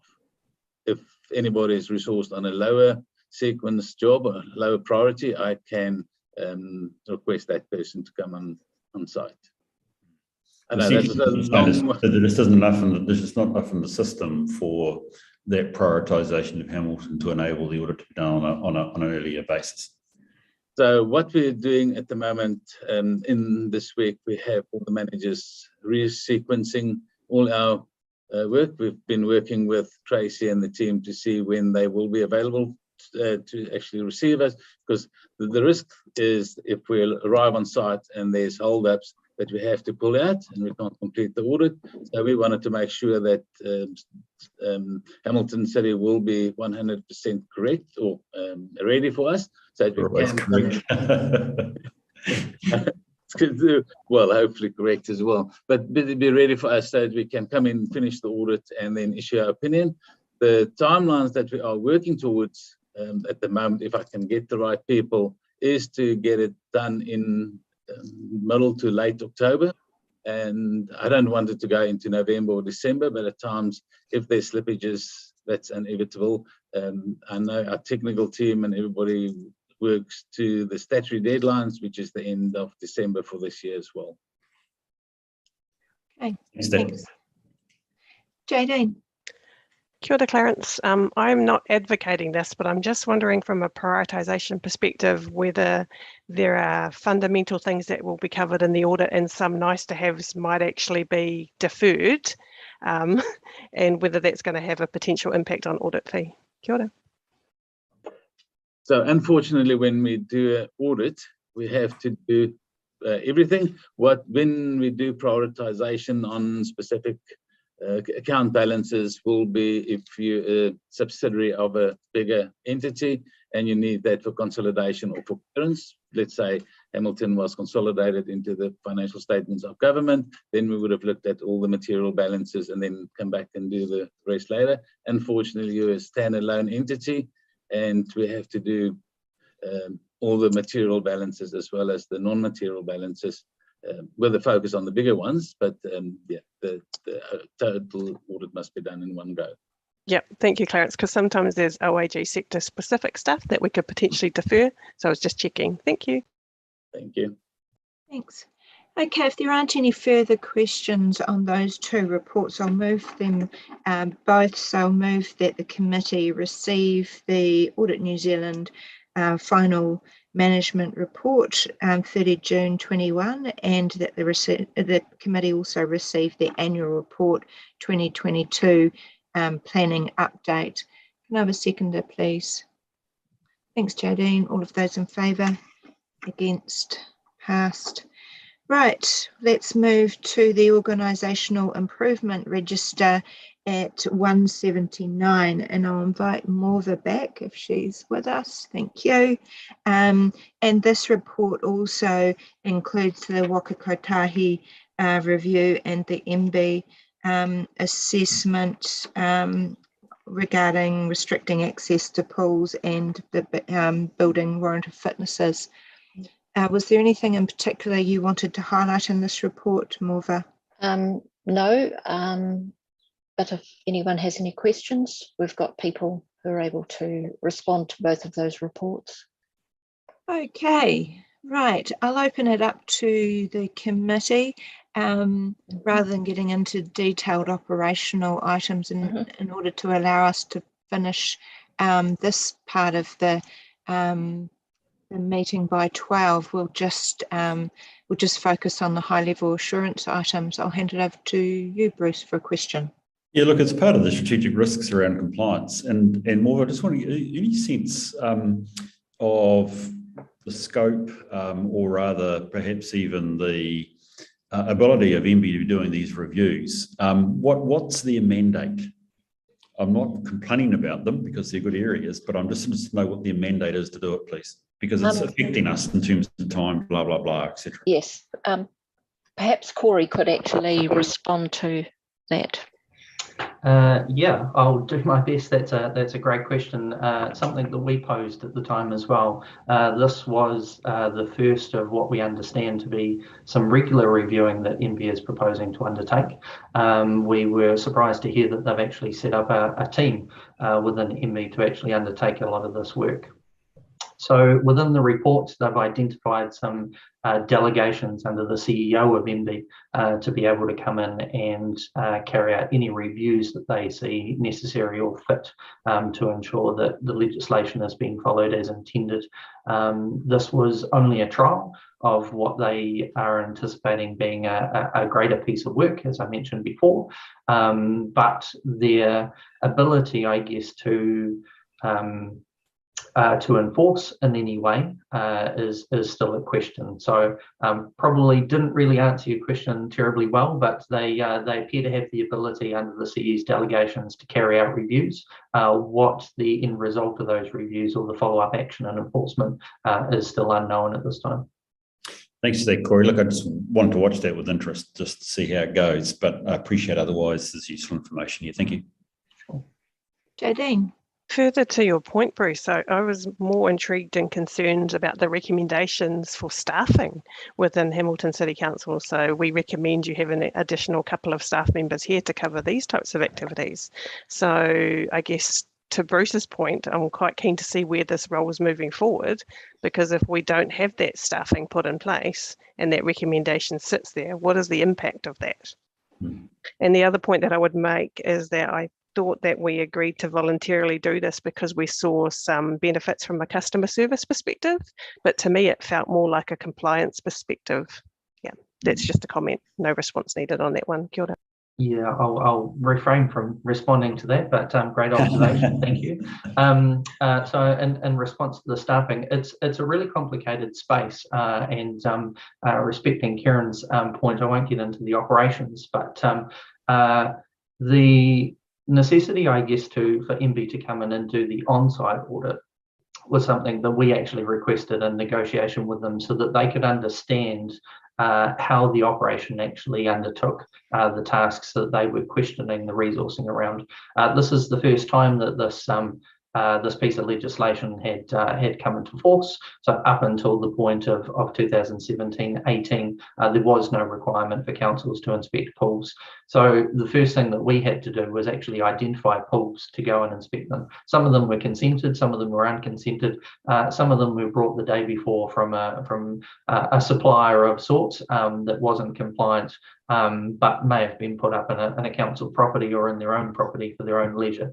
So in carrying out our review to start the process, that identified a number of pools that that may or may not have been there. And so the assessment that we needed to take them through when they came for their on-site audit was actually some of these numbers might not still be present. Some of those pools might have been removed, some of them might have been pop-up pools for the day, and some of them might have been trampolines or fish ponds or other things that we'd identified through aerial mapping. So the data and the science, I guess, wasn't as accurate until we'd done the first round of auditing. So the other complication with this, and once again, not wanting to get into too much detail, is the fact that there is the opportunity for people to engage private, what they call IQPIs, independent pool inspectors, instead of taking up the services of the TA. So we're constantly challenged around what is the demand for us to carry out this work versus what is going to be the private demand, and we just receive the reports. So until such time as we've been through that first round of auditing, we were unable to quantify that number accurately, but it could be a challenging space moving forward. So just to summarise, I think, given this was the first round of auditing, it's unsurprising that there were a number of recommendations coming out of, or the corrective actions coming out of the initial desktop. I guess it's encouraging to see the progress between that and the final on-site audit, and there are still some further work-ons. Right. Jadine, do you have another question? Just another comment on that. So a lot of the recommendations seem to be, not a lot, some of the recommendations seem to be do a form this way, or a lot of guidance, in my opinion, could have come from the centre versus a lot of different TAs having to then create their own space or their own way of doing things. So I don't know whether we get the opportunity to feedback to say, well, why don't you guys come up with a centralised way of doing this and we'll follow that. Absolutely, and it is mentioned, I think, within the report, councils or our, I guess, push in that direction. So we actually do have a meeting next week with the MB team to start developing some of the forms in conjunction with them that we can then try and take out to the wider industry. So I guess a part of our intent in engaging in a trial was to try and get closer to MB and to do some co-design and co-creation. In effect, I guess, unfortunately, that's resulted in a report for us, which we'd had to work through with them, but it has created that opening for us to have further engagement and develop those systems and processes. Okay, right. Thanks for that, Corey, and thank you, Morva. Look, if there are no further questions or comments, I'll move that the committee receive the organisation improvement report. Thank you, Jadine, for seconding. All of those in favour? Against? Carried. Now I've also got a note from Narelle that we do need to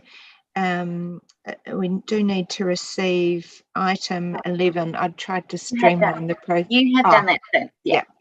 Okay. I tried to streamline the process, but doing both at once, but perhaps that just confused the process. No, that's right. I think maybe it was a little earlier. Okay. Thank you. Right, we'll move to compliance reporting, update on page 218. Mish, you are with us. Did you want to take us through that? Thanks, Karen. There are no protected disclosures or instances of fraud or corruption to report, or significant non-compliance with the Privacy Act 2020. I've also noted in the report that the conflict of interest report has already been covered separately, and we've updated the list of council and management policies as attachment 1 and where they're at. Probably the only things to note there is deferral of gambling and TAB policies at the moment till after elections, just due to staff workloads and a couple of other things, but I'll otherwise take the report as read, and if there are any questions from the committee. Right, thank you. And a note that the Protected Disclosures Act is being reviewed, and we've got a report coming to the June committee meeting, as well as the protected disclosure and sensitive expenditure policies coming to the June meeting as well. Bruce, you got a question? Yeah, thank you, Karen, and thank you for the update, Mish. I must confess I ran my eye down all the policies, and I guess my big question is it's a fairly resource-intensive piece of work to do here, and I'm just wondering how that is going. There's a lot that are under review or being undertaken, and realistically, can we get them done? And I think the second part that really comes to that, are any of these mission critical? In other words, if we don't have them current, is there a risk that any following through any policy on which we're basing our actions, could that be at risk or threatened? I'm going to say on the first one that Francis and my team talks through the, I guess, the risks of not reviewing a policy with each of the teams that are involved and the owners of those policies. And so we have a fairly good handle on that.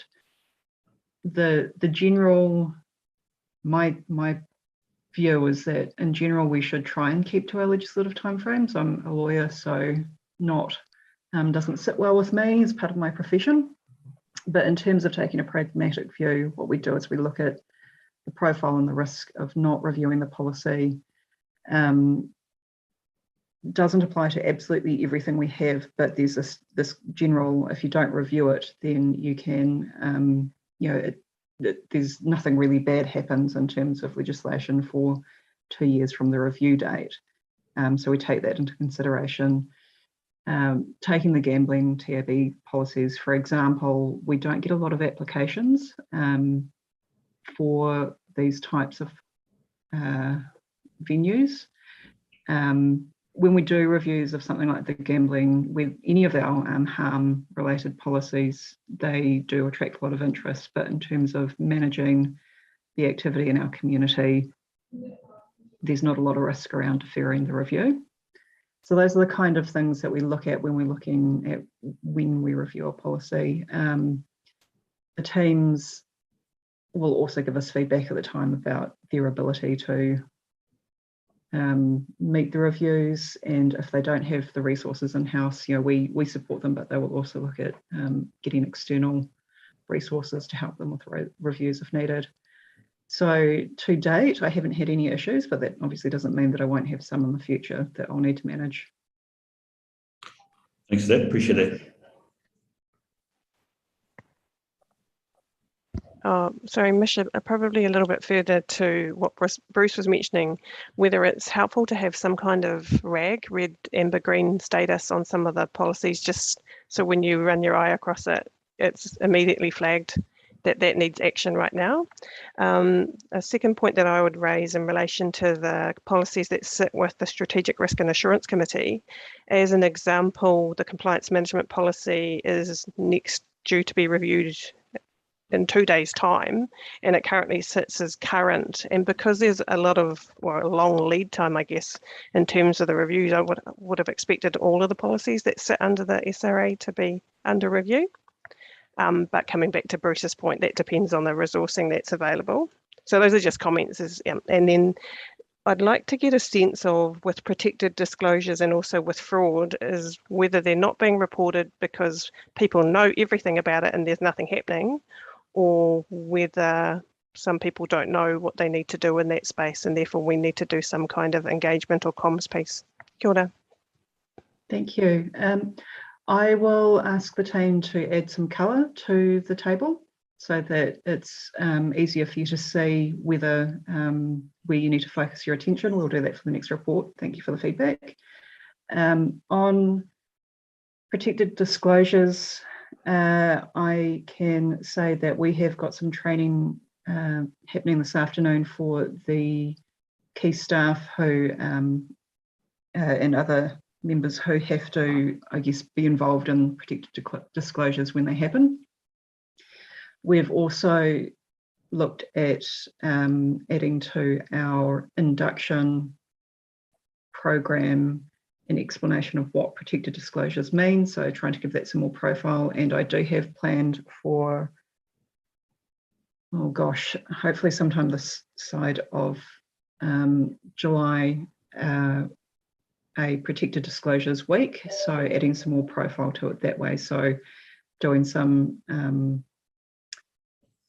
something in Morena Mail, also doing some posters to put in the elevators and those sorts of things, and also looking at how we reach the sites where they don't have access to the electronic side of our business. So in my last role, we had a pamphlet that we did that was available in staff rooms across the business. So those people who didn't necessarily have access to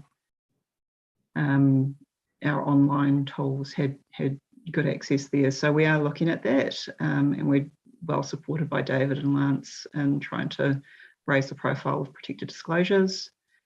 On the fraud and corruption management, so we've got the conflict of interest work that kind of dovetails into that sort of fraud and corruption space. Last year, I think the start of last year, what are we, 2022? Gosh, time is flying at the moment. It might have been 2020. We did a big session on conflict of interest and getting key stakeholders to do some training. I wanted to do similar to what I've done with Privacy Act and protected disclosures, is set up an online module that's a basic one for staff when they join the organisation, and then as part of our thinking around our leadership program, doing some more intensive training for people leaders so that they have a better understanding of what fraud, corruption and conflict of interest mean. So that piece is a work in progress at the moment. Thank you, Mish. Thanks, Mish. Right, if there aren't any other questions on that report, I'll move that the committee receives the compliance reporting update. Can I have a seconder, please? Thank you, Jardine. All of those in favour? Against? Carried.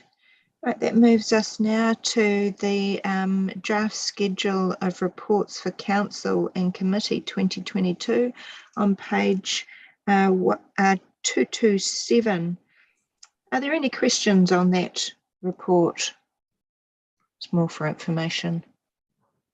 Okay. Now, do I need to do anything with that? Let me see. The recommendation is that the committee receives the schedule and notes that the schedule reports will be updated regularly. I'll move that. Can I have a seconder, please? Thank you, Councillor Angela. All of those in favour? Against? Carried. Right, so that then takes us to the resolution to exclude the public on page 139. I won't read out that full resolution, but I will move it. Can I have a seconder, please? Thank you, Jardine. All of those in favour?